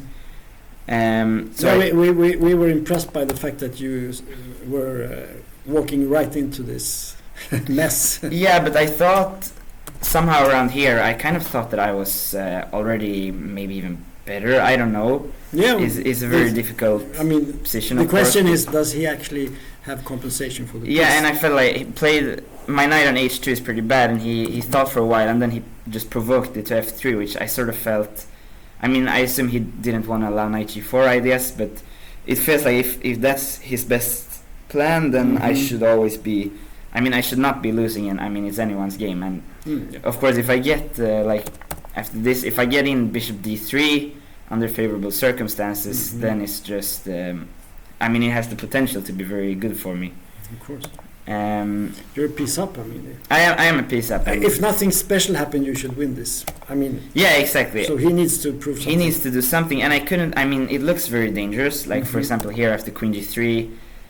There are all types of knight takes a2 ideas, for example. Yes. But the problem is I always have bishop d3 at the end, and there's also always want to play queen e4 as well, but after knight takes e4, knight takes a2, the bishop is blocked from. Otherwise, it would be mate. And also, if you ever try to sacrifice the queen on c3, then the king will get the b2 square. Right. So I think what he did was, I mean, I didn't really understand it at first, but I must have messed up here, because in this position, I missed completely rook b8. It looked at this point it looked dangerous. I completely missed rook b8. I thought I was already much better, and then he played rook b8, and I realized, because I'd only seen like queen d4 here, and then I thought I could go like take on f5, and probably it was going to be okay for me. Like, for example, queen d4, rook f5, and for example, I mean, if he goes queen d2, I just go king b1. Yeah. And he's not really in time, as we see, as he could have done in the game, I thought. Rook b8, because now, of course, if I take on f5 twice, for example, like so, then knight takes a2 will be very annoying, I think. Because, for example, I calculated this line. If I go king d1, then he takes on c3 and goes check on b1, and then he can take the rook and it's check, so I don't have time to main on d7. Right. So I figured I had to take on c4 in order to take with the bishop, but now after, well, I didn't understand e2 here. He thought for a while. I thought queen d4 was. Well, he thought for a long time. I thought queen d4 was. I thought it was the forced draw maybe, but I mean it was. I saw this line, but I mean this can be. I might have missed something here. I thought rook b2, king a1, rook b1. And then I thought takes, and at the very least I go rook b2 and rook b1, and I always have a draw here, I thought. But I might well have missed something. I had like 4 minutes here. But I thought I couldn't understand how you could even consider anything else here, because everything else looked just... And I think I have to play this line with king a1, which is not a good sign from my position, but I didn't really see anything here. We can just show, because everyone is not so into the game as you are. Just see what happens after rook b2 if you take it. We can start with that just to show. Then you take here with check, right? Yeah, exactly. I guess. And this might also be okay for me. I thought queen a5, or he take on c4 no, you first. can take. I mean, he cannot lose now, I think, because... Yeah, the problem for me was also that he always gets like... he can always bring, even if it's only a draw, he can always bring the queen to a6 or a5 and then get the rook to b8 with check. And it looks very dangerous. I didn't calculate to the very end. It's end. impossible to... Well, you can, but not with little time. But he has always the rook coming to b8. Yeah, at some point. I felt this will never work. No. Yeah. So fascinating. But you had this rook. This was my idea. Crazy. But the point is basically that I'm mating him as well. Yeah. So as long as I have to sacrifice everything I can on the queen side. So you have to do this crazy. I think he has check. to play that check. Yeah. And here, I mean, I have no idea, because if I can take on a2 and I can take on b1 with two different pieces, but I'm not sure. Like I only saw during the game. I saw rook takes b1, queen takes c3, rook b2. But what happens here if you take like this? Queen c4, I thought. Oh yes, during the game. This, and then he gets everything with check. And but basically what I saw was that I can at the very least play rook takes b1 and then go here for he that. has this check, I guess. And now it's mate, right? Yeah, now now it's mate. This is what you should not do. Yeah, exactly. Because now he gets the rook back here, and it's an immediate mate. We just show that for everyone to see. Oh, sorry. See a little bit like this, and maybe here. Yeah, exactly. So you never get the chance to do anything, because he has a check all the time. So that's the idea with this strange rook b1. It's that you have to do it basically just to keep checking. But right? but he has to do it. Yeah, I figured. I assume maybe he missed that he could go knight takes a2 here. Mm-hmm. Maybe he only saw queen d2, king b1, and only now started thinking about knight takes a2, because now it's too late. Yeah, now it's too late. Because it's not with check. Yeah, right. But even so, I don't know the evaluation after this one. No. But basically what I saw during the game, which was I just saw that after rook b1, I saw rook b2 here, and I thought I cannot lose because the only check he has is this one, and then I go back, and then the only check he has. Yeah. And if we get here, I can think about if I have anything more, but I cannot lose, and that's That's a fascinating line. Well, we analyzed without any computers. We have not, because it's just confusing, and you cannot use computers, so why should we? And we just thought this looked like a complete mess. This position. Yeah, I was looking at real time when you were playing, and I thought this can go anyway. But I also saw that he was thinking a lot, and Bassem is very fast in his calculations, so that meant that probably he had big problems. So he played this e2 move instead, and I'm not sure what the evaluation. I guess the point is that if I take it, for example, if I take bishop e2, then he has knight takes a2, then it and works. now this Then it's thing simple, works again, and it's. But I have rook f4, and now also I prevent his queen d4 idea, and also my queen is now able to join the defense on c3. Right. And well, here he panicked a little bit after exchanging here. He offered a draw here, I think. Oh. Yeah, I thought I'm not here to play against him to take a draw if I get a good position. So I figured I might as well play. And I guess the main problem here is that after a3, his attack has sort of died out. And I mean, this rook on f4 is just a really, really strong defensive piece. And without this bishop, there was a bishop there. Well, he has nothing. Yeah, now he has nothing, and the knight is also just trapped. And even if he has a couple of pawns, it's not enough. And now it's, I guess, just over. And here he resigned. Nice game. Let's see what the chat says. Knight a2 before rook b8. Shall we go back and see what that is?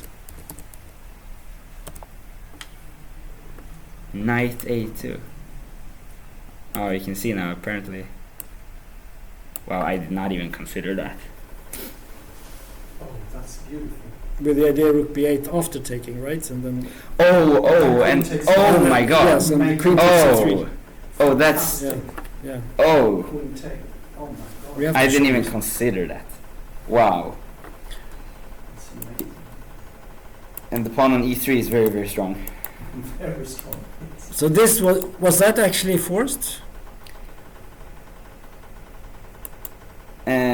No, I suppose I can maybe try something Because else in here. Maybe I have a better move here. I don't know. What can you do? It's game on. Yeah, looks very bad. I saw this mating idea after rook b8. Apparently this is winning, but okay. After rook b8, I saw this idea. Now I realized that, like, I was calculating this variation, and I realized that, oh, it's a good thing I have my bishop covering b1. I didn't even see that mating pattern before, so that was, I guess, a bit lucky. But this is typical. I mean, no, it's not. It's just the way chess is, right? If you get a completely crazy position like this, there will be computer moves that are strong. Yeah, you cannot see everything, and you had limited time and everything. I mean, this is the way it is. But I mean, you fought a really good game, really great play from your side, and very brave not to take the draw when you get the draw offer. Sometimes you feel that maybe I'm not sure, and you take a draw. That was a good thing to do. So, congratulations on a very good game. Thank you very much. And good luck in the rest of the tournament. Thank you. Okay, thank you.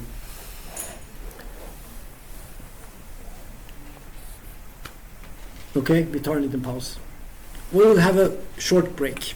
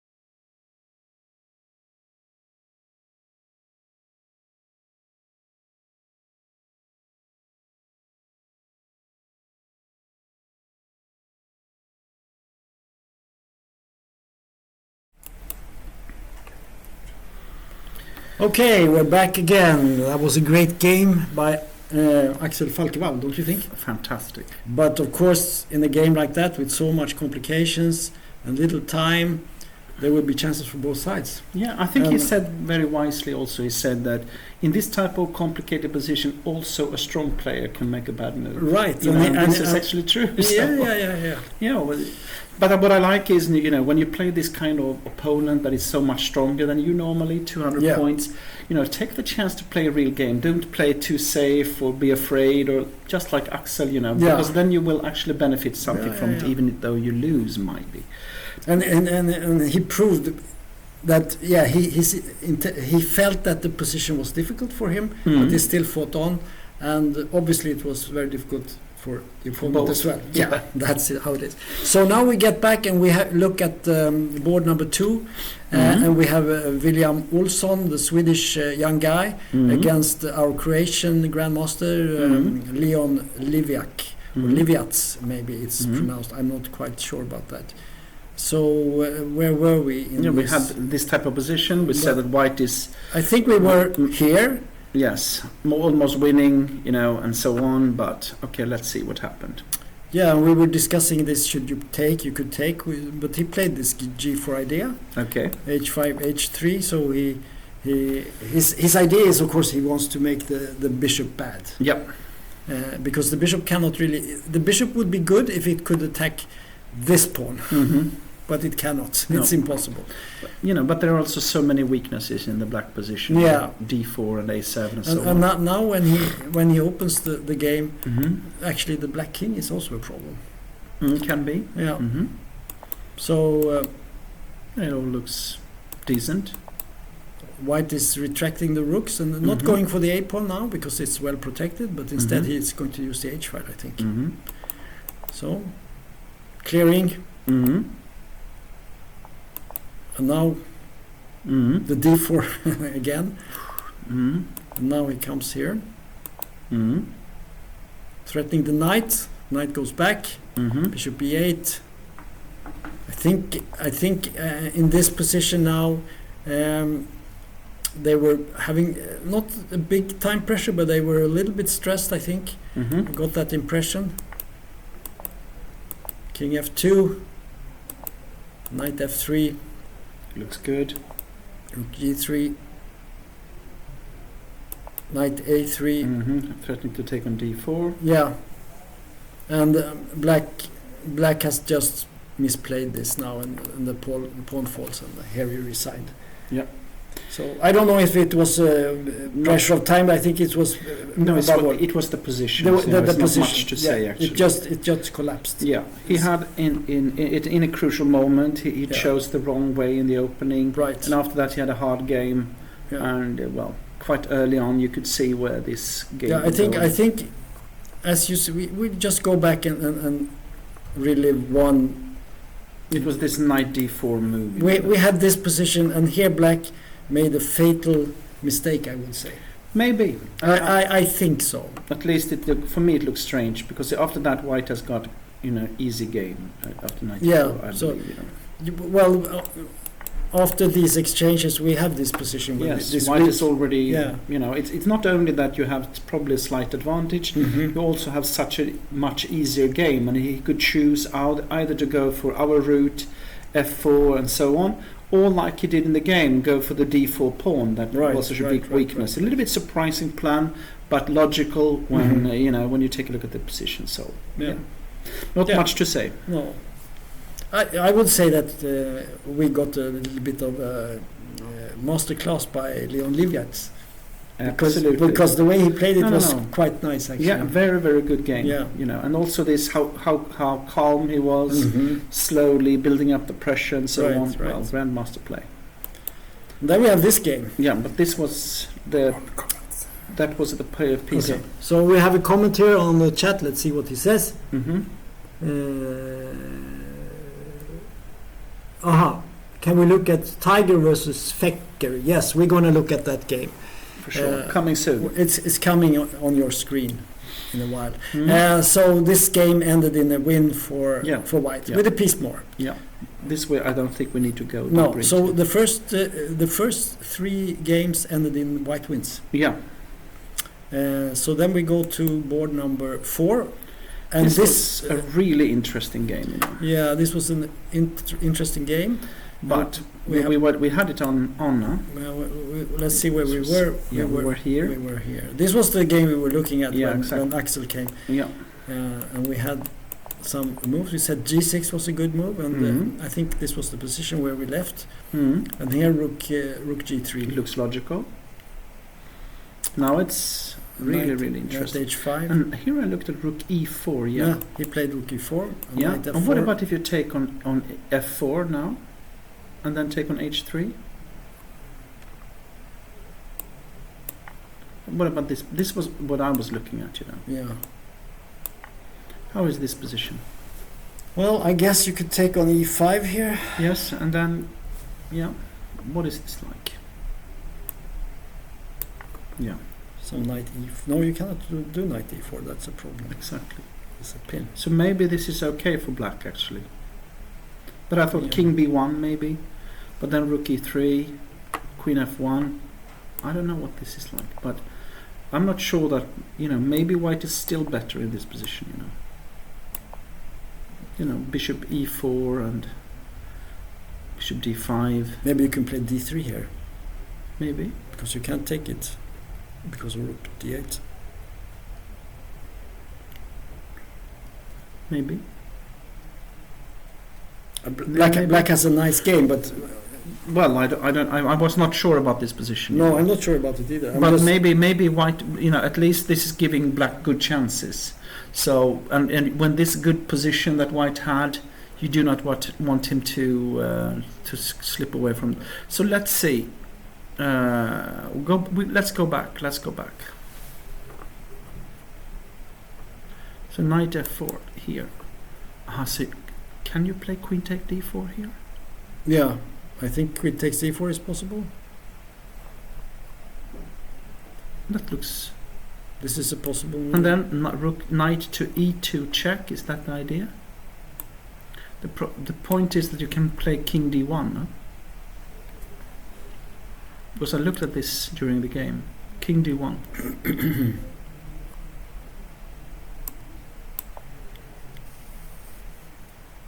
Very tricky position, but still, I think white is simply winning. Yeah, white is winning. So okay, It's very clear.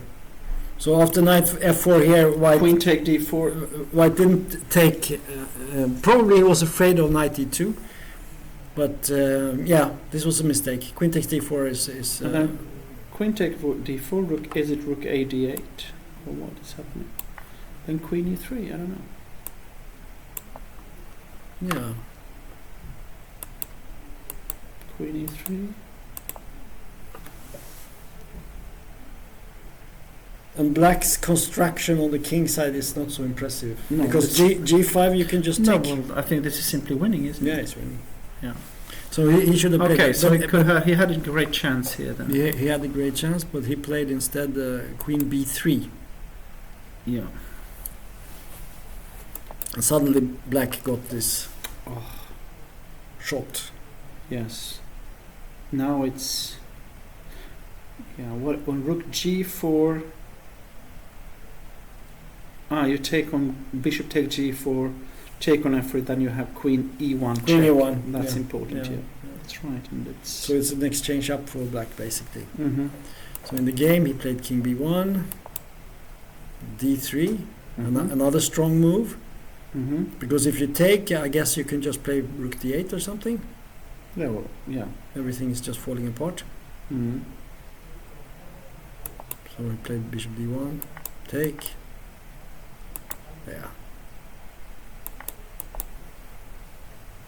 Not even the best move, but He's fighting. yeah. So we can No, just we take can stop. stock here. Yeah. It's It's enough. Four pawns against 5, but you have an exchange up, and the pawn on D3 is very strong. Mm-hmm. So the game ended there was some time pressure here. Mm-hmm. They had like 1 minute each, we can see. And so there were some small mistakes also. But, I mean, Black has an exchange up and he still has this strong... yeah. So... Okay, two queens. Normally that's very strong, huh? That's good, right. Yeah.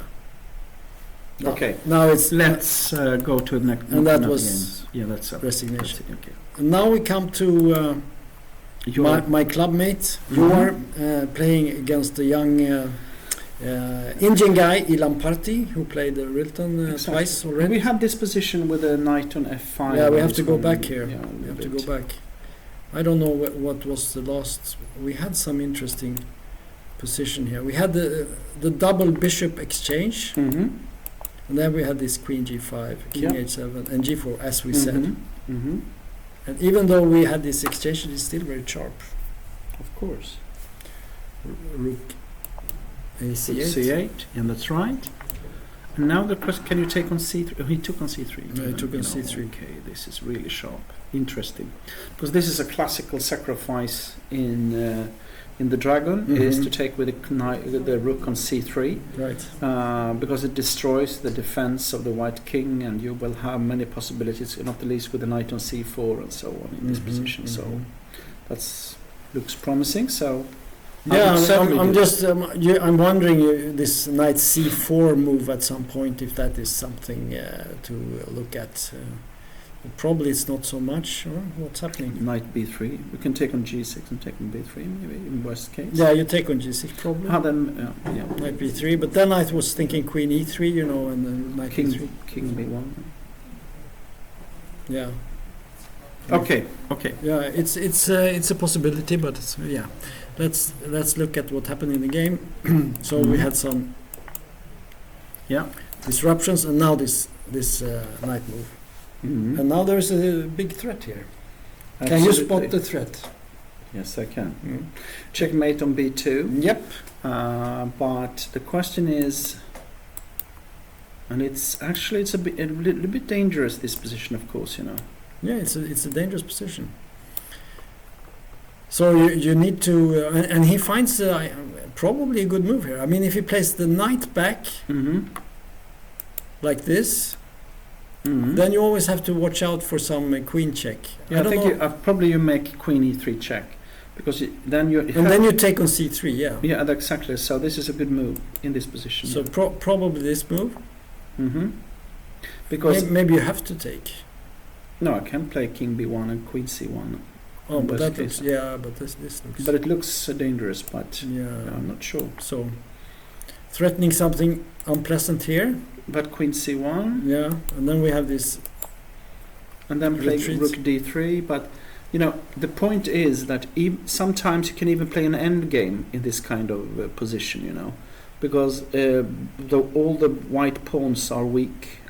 Put a knight on h5, a knight on e5, and you have pressure on f3 and so on. So and the king is always a little bit weak, yes, so you don't really know. Even you could, even if you want to in this position, play for an attack with a5. Exactly. And a4, because if the knight moves, there is knight a3. And so that's it's a tricky position, not easy to play. Okay, so instead he played the rook d3, inviting this check, and you took it. I was, yeah.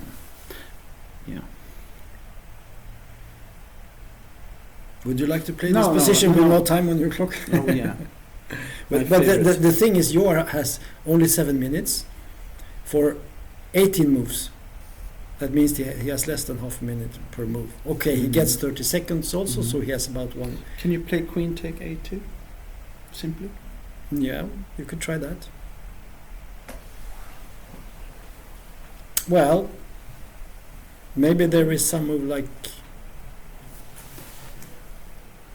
Yeah, you could take on a2, because you have always afterward... Well, but c2 is protected, so what about rook g1 after that? Yeah. What about, can you take the rook? No, you cannot. don't have the time. Let's just see what happens. Yeah. He didn't do this, but of course it's an important option. What happens if you do nothing, so to speak? My idea Let's was say I simply play knight b2 check and then go back with the queen, even, you know, or rook g8 or something like that. You go here. Maybe. Now I cannot play c1 because you take with check, so I have to move my king. Or maybe you shouldn't. Yeah. My idea was to queen f7, but maybe it's better to play rook instead of this. Maybe rook g8 instead. Maybe that's better. I mean, what should white do?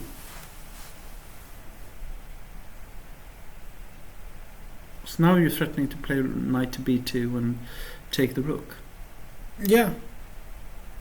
King e2. So or what? yeah, king e2, but maybe you can. Maybe e5. Well, but f6 is hanging. f6 is hanging. So, but it's not clear because you can No, take still, on I think d4, this is I think this is very interesting actually. So this king e2. Knight Very e5, very complicated. Knight e5 even, you know. Maybe knight e5. Threatening to play queen to c4 check and on f3 and Yeah. this is very dangerous. You have to be careful. At some point, white can play h5 maybe, because, yeah, the queen can come to f5 and so on. Anyway, in the game, I believe that black has got good chances in this position. That's my feeling. Maybe black is even winning. I don't know. Maybe we can. Yeah, we can check. No. Well, this is the type of position where, you know, sometimes the computer is not. Well, the computer usually has a good sense. Of course. Well, the exchange is the exchange. You have a comment? Yes. Maybe h5. Yeah, this is a possibility. But I think rook g1 was maybe not a bad move. But okay, let's look at it again. This. And now h5 instead is a suggestion from the audience. So let's check that. Yeah, maybe that's good. Yeah, because if you take with the knight, then we can take on e7. That should be good, I guess. King has to go down. Then rook g1 is very strong, I would guess. Well, you have to look out for a knight f4 at some point. So maybe this is a strong move. Yeah. And if we take with the pawn, then you have knight f5, right? Or do we not? Let's see. Okay, I see. Okay. So let's take here knight f5. But then queen b1 maybe. But this is it's a mate, right? But what happens here? Let's say we check here.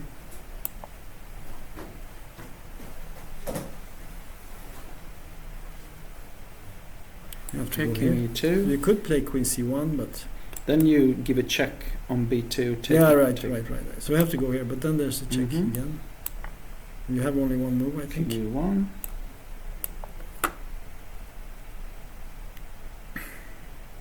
No, but isn't this okay? You have rook d1. Yeah, that's the idea.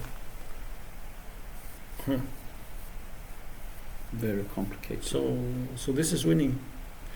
Yeah. So white win. So maybe h5 is a good. That's a good trick. We can see what just quickly see. Yeah, it's a good. But I think what he played was perhaps good also. So, well, in the game, black didn't do this. He played back the knight. Okay. Yeah. I mean, a2 is always possible to take at some point. And now rook g1. Okay, because you cannot take on d3. And rook g8. Okay. And now he played h5. He did that. Okay. Yeah. And the idea is if you take with a pawn, you play queen f5 check. Yeah, I guess so. Let's try it out. Let's see what happens. So here, there is no mate as far as I can see. So you probably have give to a check. Have to give a check here. Yeah. And then the question is, where do you go with this? But I think that what you want is in this type of positions is always to swap off a pair of rooks. Yeah. The chance. Yeah, and then you have mating ideas. Yeah, that's right. So I don't know where the king probably. Maybe we go back. And then take. Probably take. And I guess you have to take with the king, Mm-hmm. because else we take on h5 with check and so on. So king takes. Maybe even f4. Yeah.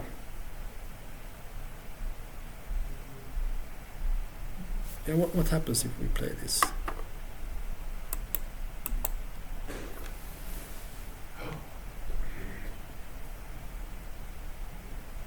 Looks good. Actually, it looks good. Yeah, because black doesn't really. There is queen b1 check, but king e2, I guess. Mm-hmm. Maybe even king d2. But then king e2 is probably the best move. Yeah. And then you can just play e5 and you just and you have queen g6 and the knight comes. No, this is this is winning.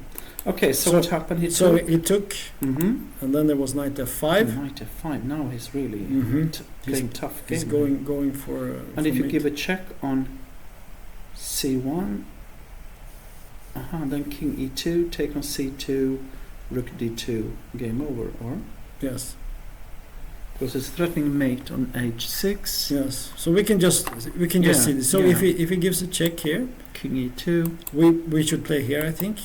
And we can get another check, taking a pawn, but now the rook comes back. Now you would like to take, and king takes a knight f3, but you take with the queen on f3, so on d2. We do. So it's easy winning. Now this is winning because of the mate on h6. Okay, so knight f7 was played in the game. Okay, now it looks like white is taking over. White is taking over a little bit. Okay. But still, he's fighting well. Yeah. Now a check. No. Yeah. Rook take on d6. And this position we talked about before, right? Not on camera, but off camera we talked about it because we were in the playing hall seeing. And we said this: take on f5 after king b2. Take on f5. Yeah. He simply takes back. Yeah, right. And we said that. What about this position? Yeah. And this happened in the game also. He thought for a long time, and he decided just to step away. And of course, if black does not take the knight, it's completely over. So he has to take, and he took back. Now we have 3 pawns. But this is very unusual. Very unusual. Because still white should be okay, at least, I believe, That's my feeling, because I think you should not lose. White cannot lose this position, I think. Well, you can lose, but... Well, I think white has a threat to play at some point rook g6 even. Maybe, I'm not sure, because maybe you can take and play knight f6, but it looks very, very dangerous. No, that loses. Maybe. Does it? No, not quite sure. Anyway, it's a very dangerous position, and of course, if white gets a little time, if white can pick up these pawns, which looks quite normal, then he can never lose. But white's pawn formation is not very nice. 2 double pawns and an isolated a pawn. But still, my feeling is that it's white who is in the driver's seat in this. And also in this position. Also, black is almost in some sort of zugzwang here. Yes, a little bit. Yeah. Can you play rook g7? Yeah, let's look at that. But at least that looks like a move. So what can we do here? So we have some checks. We can look at. Is it rook queen e8 or queen f8? Oh, maybe it is rook e8. Queen e8. Is that possible? Yeah, queen e8. I think maybe. And then what happens after rook g8? You have queen e5, or what's the plan? And then after queen g7, you have rook h6 mate. Yeah, that's right. You can show that maybe. Yeah. So we could start off with because this is the normal move in a way. Yeah. Rook g7. Now, if you play king h7, what happens? That could absolutely be a possibility.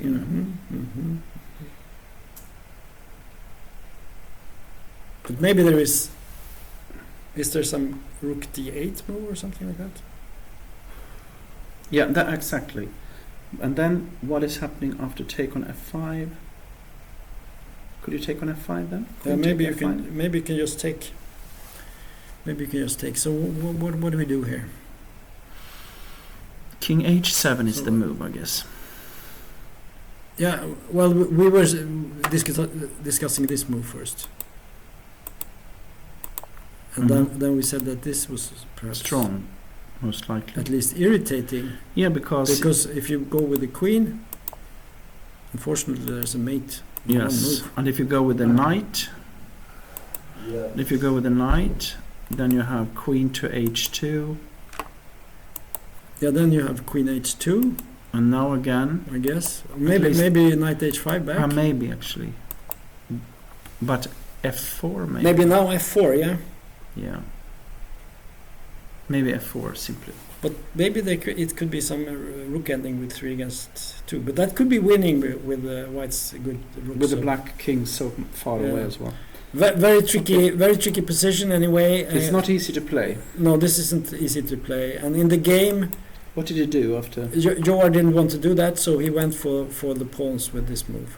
That's dangerous. Yeah. And now I think he found a good move here because he played f4. Because you cannot take on f5.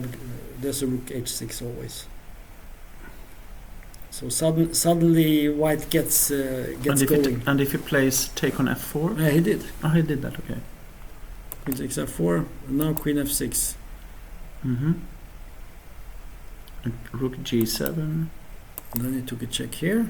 Mm-hmm. King h7. Yeah, he played king h7. Because if rook g8, we have rook h6, and it's a mate in 2. Mm-hmm. So here, and now suddenly the pawn is coming. Now it's coming.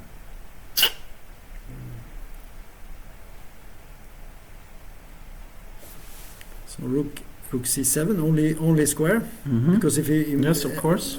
he has to protect against rook d7. So let's say you play some move like this, then we just come here and of it's course. over. Yeah. Mm. So rook d4, new ideas. It's not easy to play this position with black, you know. Ooh. And we have come to a situation where you might even consider at some point to play maybe f7. Mm-hmm. Just, I don't know, let's say Queen e5. queen e5 or queen g5 maybe. I don't know. I wanted to prevent this rook check. I just thought if you play queen e5, Yeah, and if you make a rook check, then I play knight h5, it's true. and I'm threatening on c3. Yes.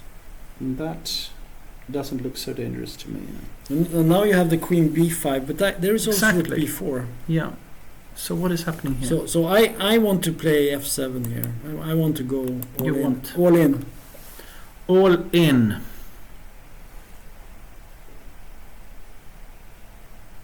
Because now we have the Yeah. queen g8 check.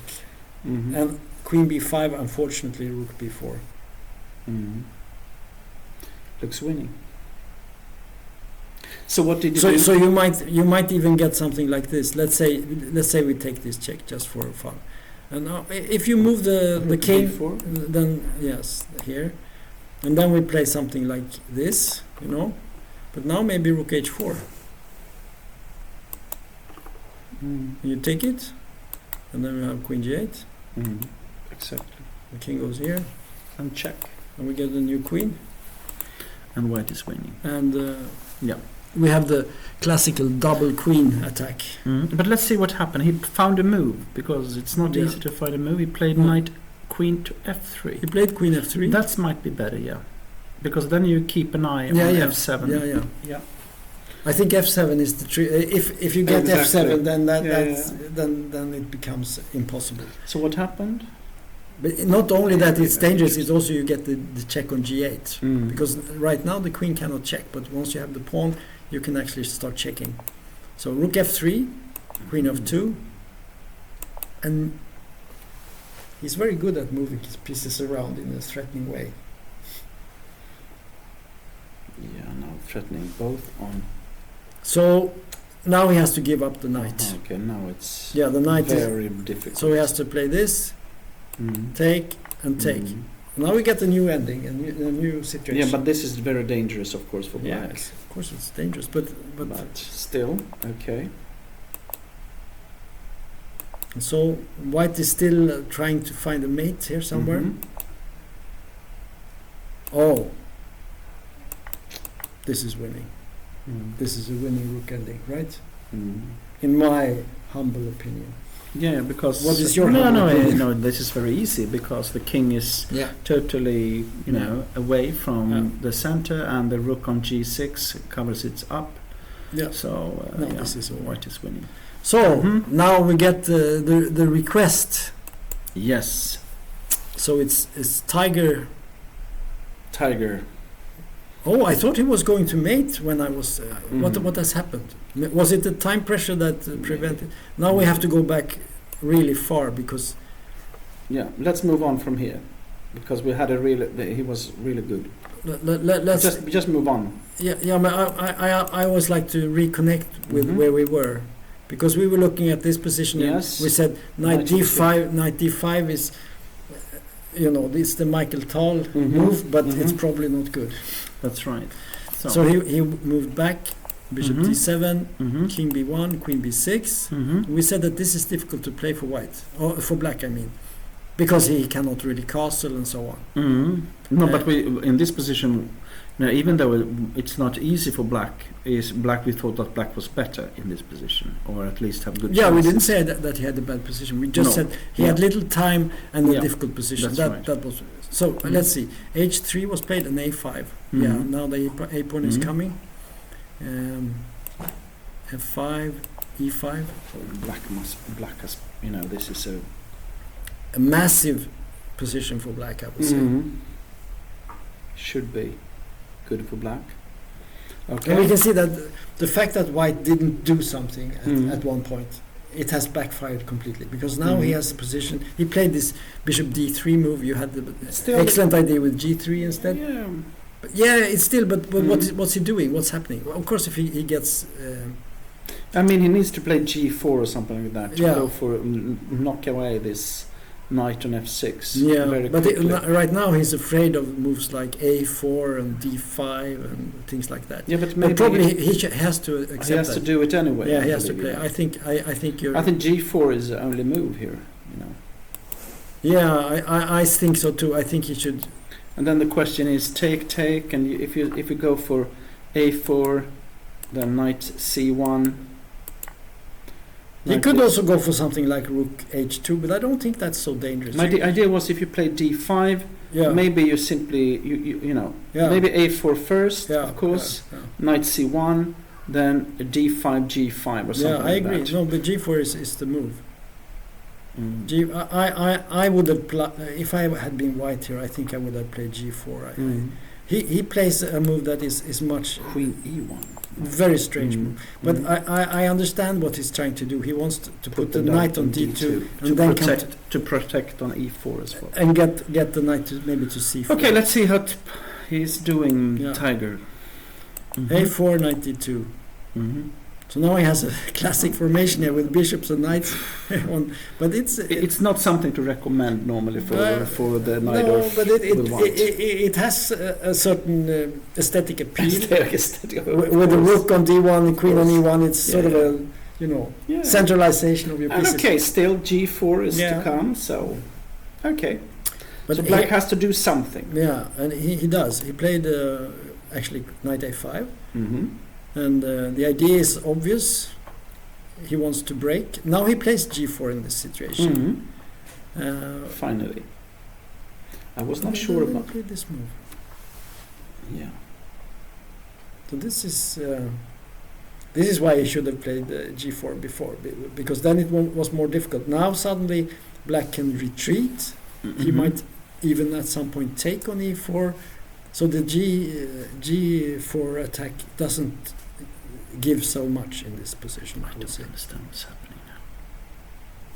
Yeah, he decided to take. That's very strange, also.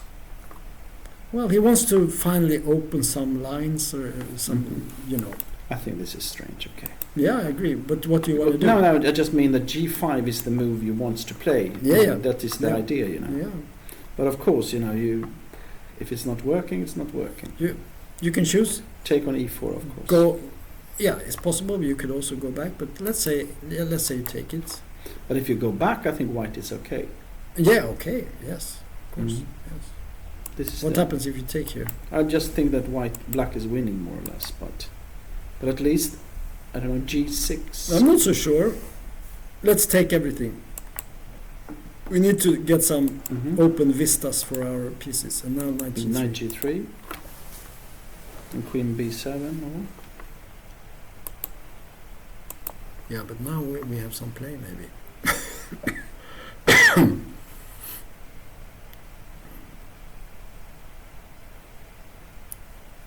Bishop d2. Maybe bishop d2. Knight c4, take.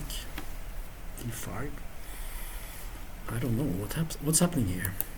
It also maybe rook b8 is okay, but Rook b8 also. But then we might play b3, exactly. and we stop the bleeding, so to speak. At least you have some chances. Yes. So this was a possibility. He took on h5. Mm-hmm. Rook takes. Mm-hmm. Queen f1. And now the idea is what? If you take on e4, Well, there is a knight g3. is it an fork. So There's a that was fork. that. So that Yeah. was the idea. Okay, Yeah, I that's see. a fork. But he So- played d5 here. And Mhm. Could I think he this play b3 as well? white. No, you mean black? Yeah. Mhm. Yeah. Well, of course. Because my idea is that in the end, it could be a check if you take on e4. You know. Mm-hmm. Mm-hmm. Yes. I mean, classical here to play c take b3, a take b3, and a3, but then you can take on e4. You know. Mm-hmm.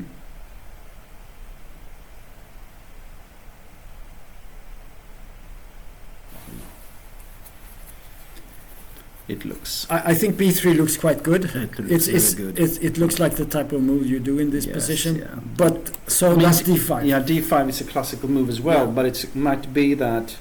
It's less direct. Yeah. Okay. So But yeah, it looks good also. looks good. So knight g3 was played. Mhm. Rook h8. And bishop g5. Exactly. I mean, for me, b3 looked better.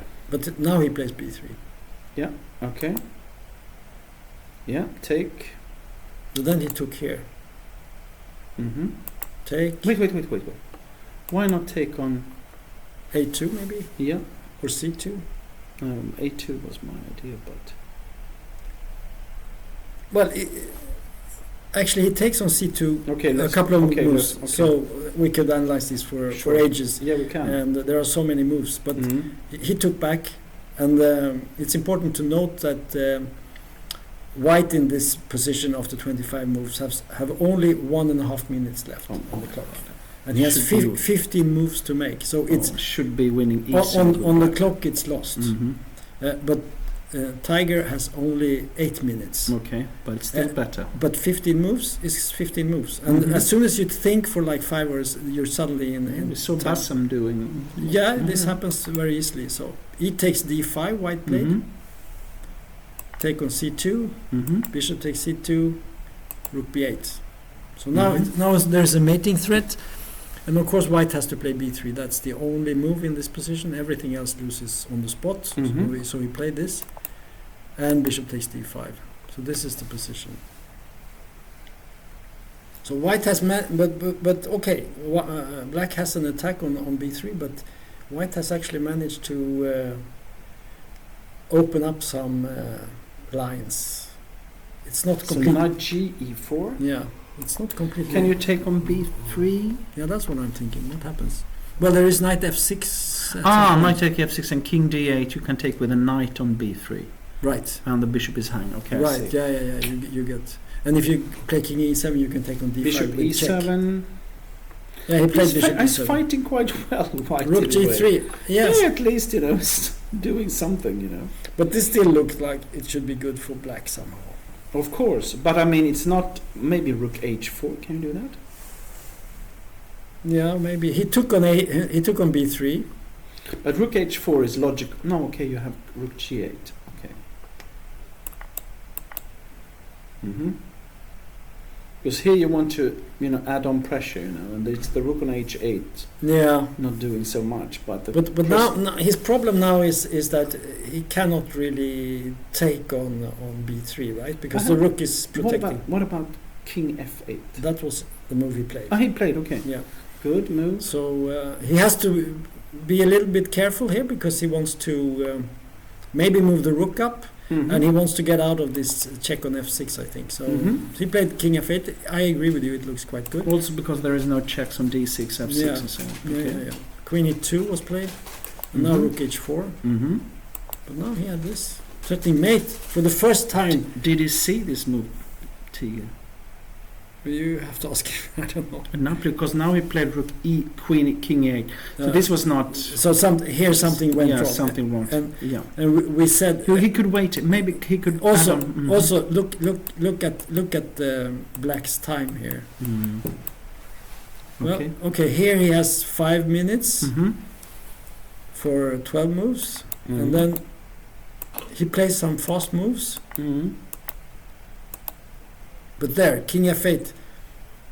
Here's here he's looking for the killer. He's looking for the killer, and he's looking at rook h4. But then he sees rook g8, and after a long think, he plays king f8.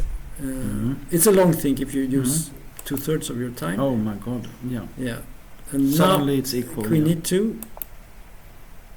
Here now is less 51 seconds left, and this comes. Ooh, I would be nervous. he goes back. Mm-hmm. Rook g8, king d7, take, and now suddenly the attack is it's questionable if there is an attack. Queen d3, queen b7, rook g4. Mm-hmm. He took. Oh, we didn't want to do that. No. And now suddenly, I would say the position should be equal. It's still better for black. You think so? Yeah. But it's on a completely new scale of when I say better, I would say that. Yeah, it's a slight advantage. But I don't think you don't have any. There is no easy plan to win. I mean, you could get. But I mean, put the knight on d4. Just to what about nice square? You have the black squares. Yeah, that's true. But okay. Let's see what happens. We don't know how this game ended. No. So there was knight c3. Bishop c6, and now this was move number 40. So now they get more time. So they get 30 minutes each extra at this point. I think that was good for white to swap off. Yeah, that was good. And look at the times. Now they have already used up most of their time. So it's 8 minutes for Noah Fecker from Switzerland, and Tiger has only 11 minutes, and it's a messy position. It's not an easy position. No. And the question is, of course, can black somehow make something of the black squares? I mean, you would. But actually, now, if you could play the bishop to e4, for example, and swap off, white will be better.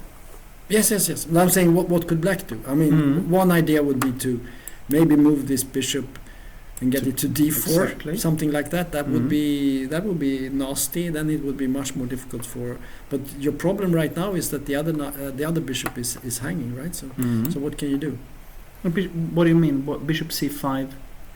No, you could be. Yes, you what could is happening on this one? Yeah, but maybe now you can take. No, then you can take exactly. Yeah.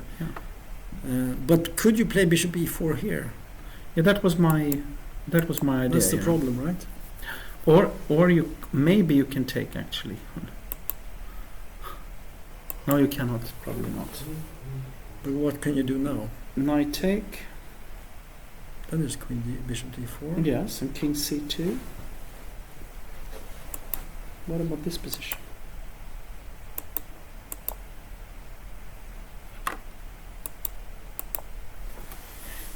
It's pretty safe for white because the knight covers. Okay, queen a2. Yes. Okay, it's not so easy maybe. Because king d1, you have queen b1 check, and the knight is hanging. No, I have to go here. Then I give it check on b2, and then b1 check and take on e4. Oh yeah. Okay. at So least- there is at least there are so bishop possibilities. c5 is the move. Bishop c5. So maybe, we must say, because yeah, we're not sure. mhm. Sorry. So I don't know what to do here.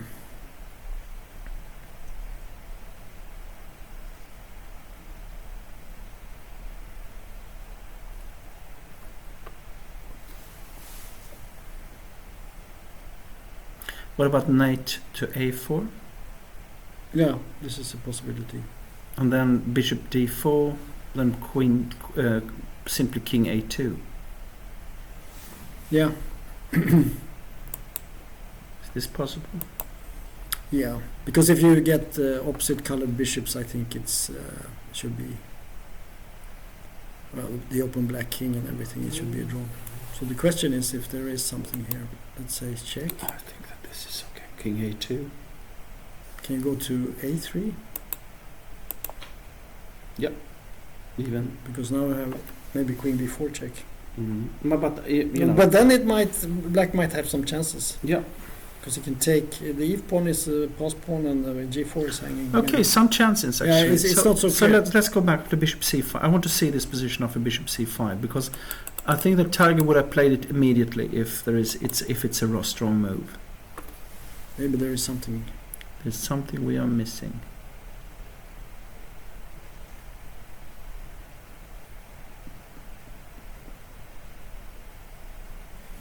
Okay, let's go for bishop e4 again.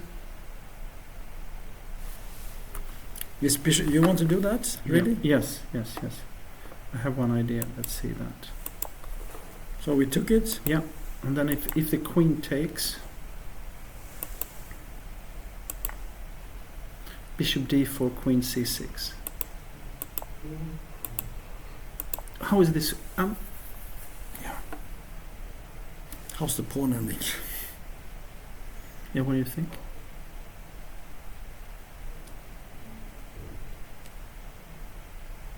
I would say it's. I mean, I don't think white can win. Black has a protected pass pawn, right? Mhm. And even if you go up with the king and you play g5, you take it. No, okay, then king take an e5. So And yeah, so- okay, let's so- go. so let's try Mhm. this out Yeah. just for fun. Mm-hmm. We haven't seen any pawn endings for a while here. Mm-hmm. Okay, so black comes with his king. Mm-hmm. I guess you Mhm. go with the king first. That's usually Mhm. a good idea. Maybe king here. B4. And now you have to play b4. Mm-hmm. And probably you go here, I guess. Mm-hmm. Then I make king d5. You have to go here. Yeah. And then this. I g5. And we take it. I play f6. Maybe. Oh, Oh, but then I... you can only go there. Yeah. No, but I Then want. it's winning. Mm-hmm. for black. Let's go back. Because I had another. That's why I think this is not so good for white. Let's go back because there is another possibility. Okay, yeah, maybe it's not so easy then. Well, maybe you should do b5 or something. But I don't know. No, but no, I don't think you cannot win here because No, white cannot win.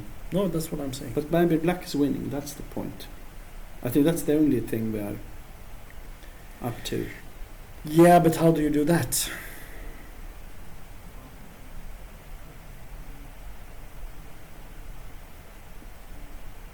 It should be a draw. It's yeah, a draw. I It's a think draw. I think it's a draw. That's I think that this is the problem for Tiger, that he wants to win the game. of course. So he tried to So, avoid so this maybe one. we should leave this for now. Yep, It's let's go. still lots of play. Yeah. So we have this ending. Ah, that's interesting. Maybe we should see what happened here because this game we checked at some point. Let's see now. There was a lot of exchanges here. Mm-hmm. And Yeah, we had this position, yeah. oh, let's see. There was a trick here. Mm-hmm. Knight e4 in this position. We didn't see that idea. We had knight b5 instead. We played something with queen b7 and things like that. But here we get another version. So we got this situation. Mhm. Well, let's exchange the queens also. Okay, anyway, white is better, but it's very difficult to win, I guess. Well, black has this square c7. Exactly. He puts the rook on c8, he plays knight to c7, and the king comes in. Mhm. So it's very difficult to advance the And then the sequence. king will come to e7 or d8, something like that. Let's see what happened in the game, Mhm. because this more or Oh, less he's happened. tough in this Yeah. position. So Can you know, he will play for a very long time, of course, you know. yeah.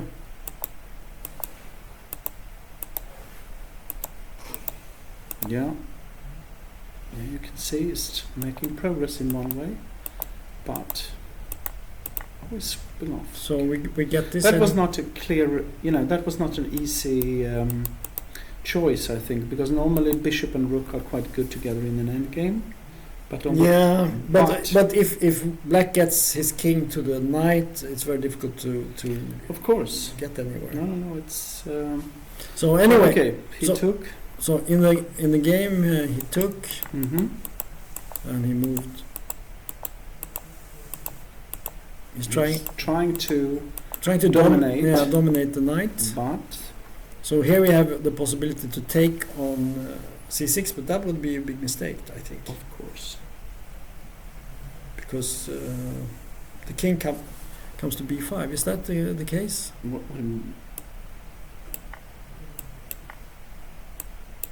You play this move, right? Mm-hmm. What happens? f5. Go back. Maybe there's something better. Let's see. This. No, he No. played f5. Yeah. No. Take on c6. You said. I mean, this is. What about his f? Okay. You want to play f5 in between, or I don't know. no? But there was a check, right? No, it wasn't. Bishop c6.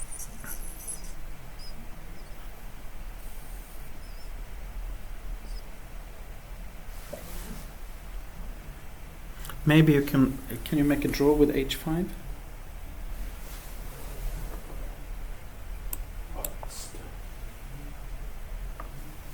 With the idea of, should we play h3 or should we just maybe play, if you play king c4, do you play g5 or what's your Mhm. plan? Take and king d4. What's, let me see what happens. Mm-hmm. Were I playing e5 maybe? If you play king c4. King c4 e5. Mm-hmm. Take. What I wanted to play was like, you know, Yeah. in the end G5 and Yeah, you know, yeah. H4. It should be a draw. This should be a draw. I think. But it's not clear. Huh? This was a good chance, I think. To well, maybe not. A good chance. It depends. It I- depends. Yeah. I guess they have calculated well here. But let's see what happened in the game, Mm-hmm. because he played f5 and there was Mhm. an exchange. Knight e5, king e6, Mm-hmm. knight f3. This is the position. Mm-hmm. What about h4? Maybe he has played very well, because the king will come to f7. You know. He has the wrong bishop for the h pawn. I mean, I don't know if that's important here, but Mhm. sometimes that could be a factor. Of course. So what do you want to? You want to start with h4 or what do you? Yeah, h4 in this position. Okay, let's see.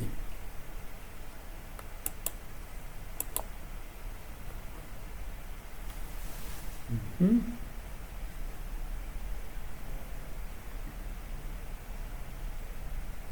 What are the times are okay.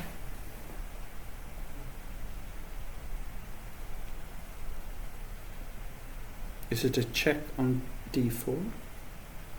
Is that the problem?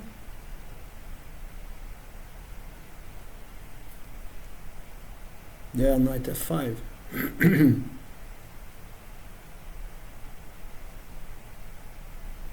But that's not. How is that position? Let's take a look at It- that. I'm it- still not convinced, you know. Okay, and king f7. Okay, you're gone.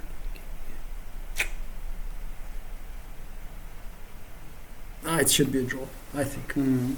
Okay, we shouldn't dig too deep into Yeah. this. Okay. Interesting position, and difficult decisions. I mean, it's always when you have a chance to go into a pawn ending, but I think that pawn ending we looked at. Of course. It was probably a draw, even though it wasn't 100% obvious. Maybe this is a better chance. I don't know. Tiger made a move. Maybe we should take a look at this one. Yeah, he played bishop c5. No, he he gave didn't. a check first. That's a strange decision, isn't it? Isn't that a bit strange? What about bishop e4? No. Then you take, give a check. So he has queen e1 check. That's a new possibility that he can go for. Sorry, bishop e4. What is happening then?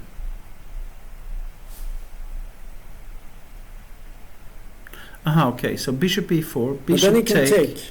and if the knight takes, you have a check on Or bishop d4, just.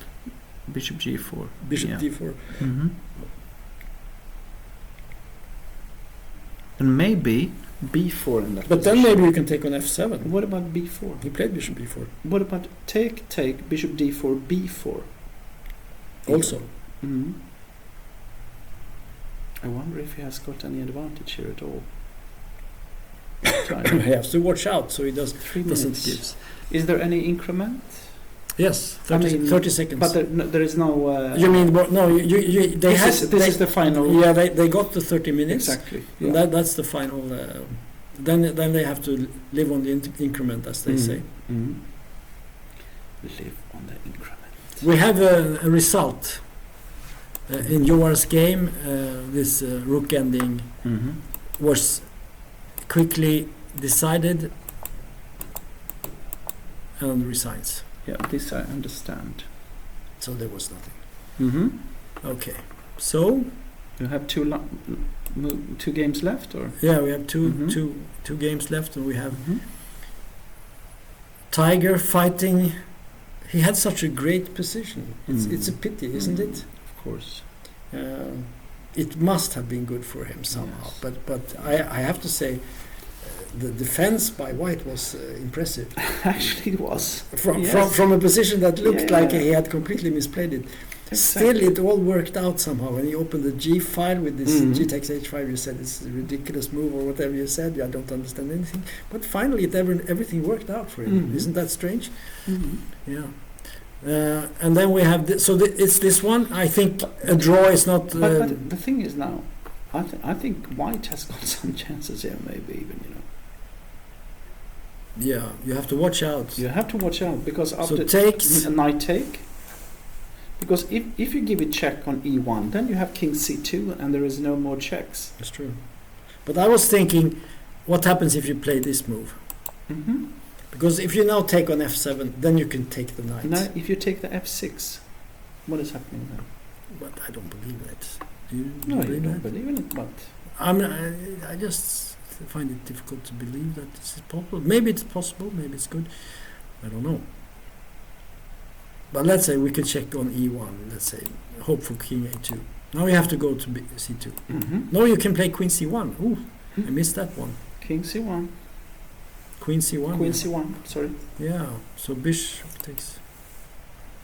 No, I thought you should play bishop c5 with the option of checking or pinning the knight. Maybe this is a mistake. So what happened? He played bishop d7. Look at this. But that's saying my position was not so good. Okay, and now Queen d5. Queen d5. Is he about to lose this game? What's happening here? Bishop c8 is a possibility. Queen c7 is not good, and it's mate on a8. But if you play, no, here even king c2. I mean, if, for example, bishop c8, king c2.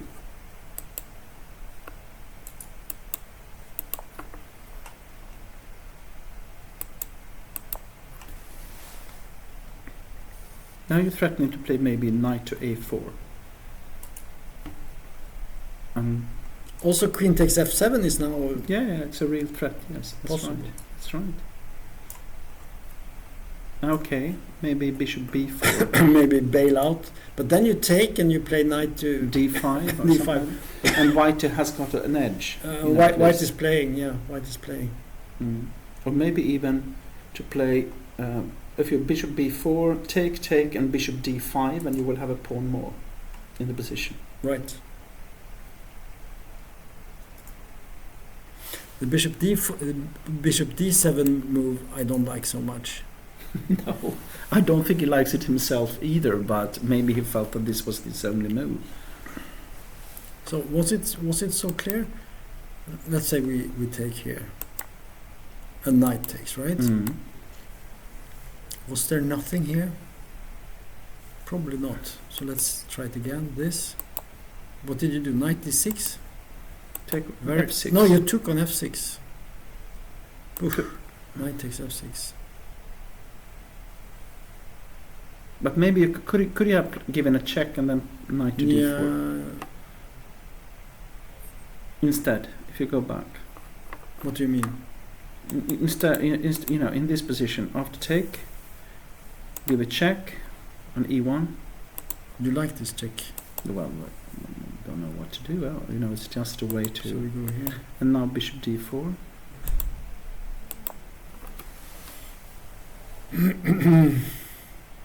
Okay.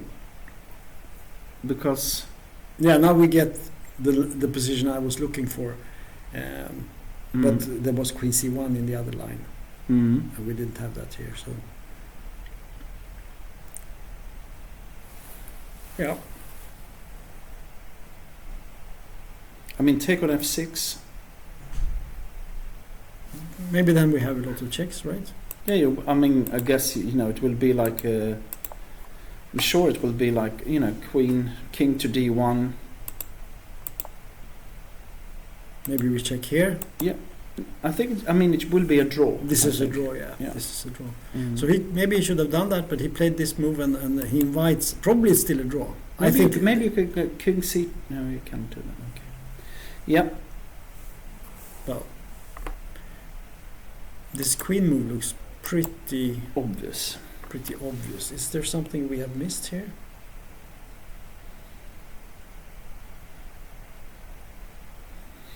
Also, the king c2 is not. King c2 is a tricky move. Tricky move, yeah.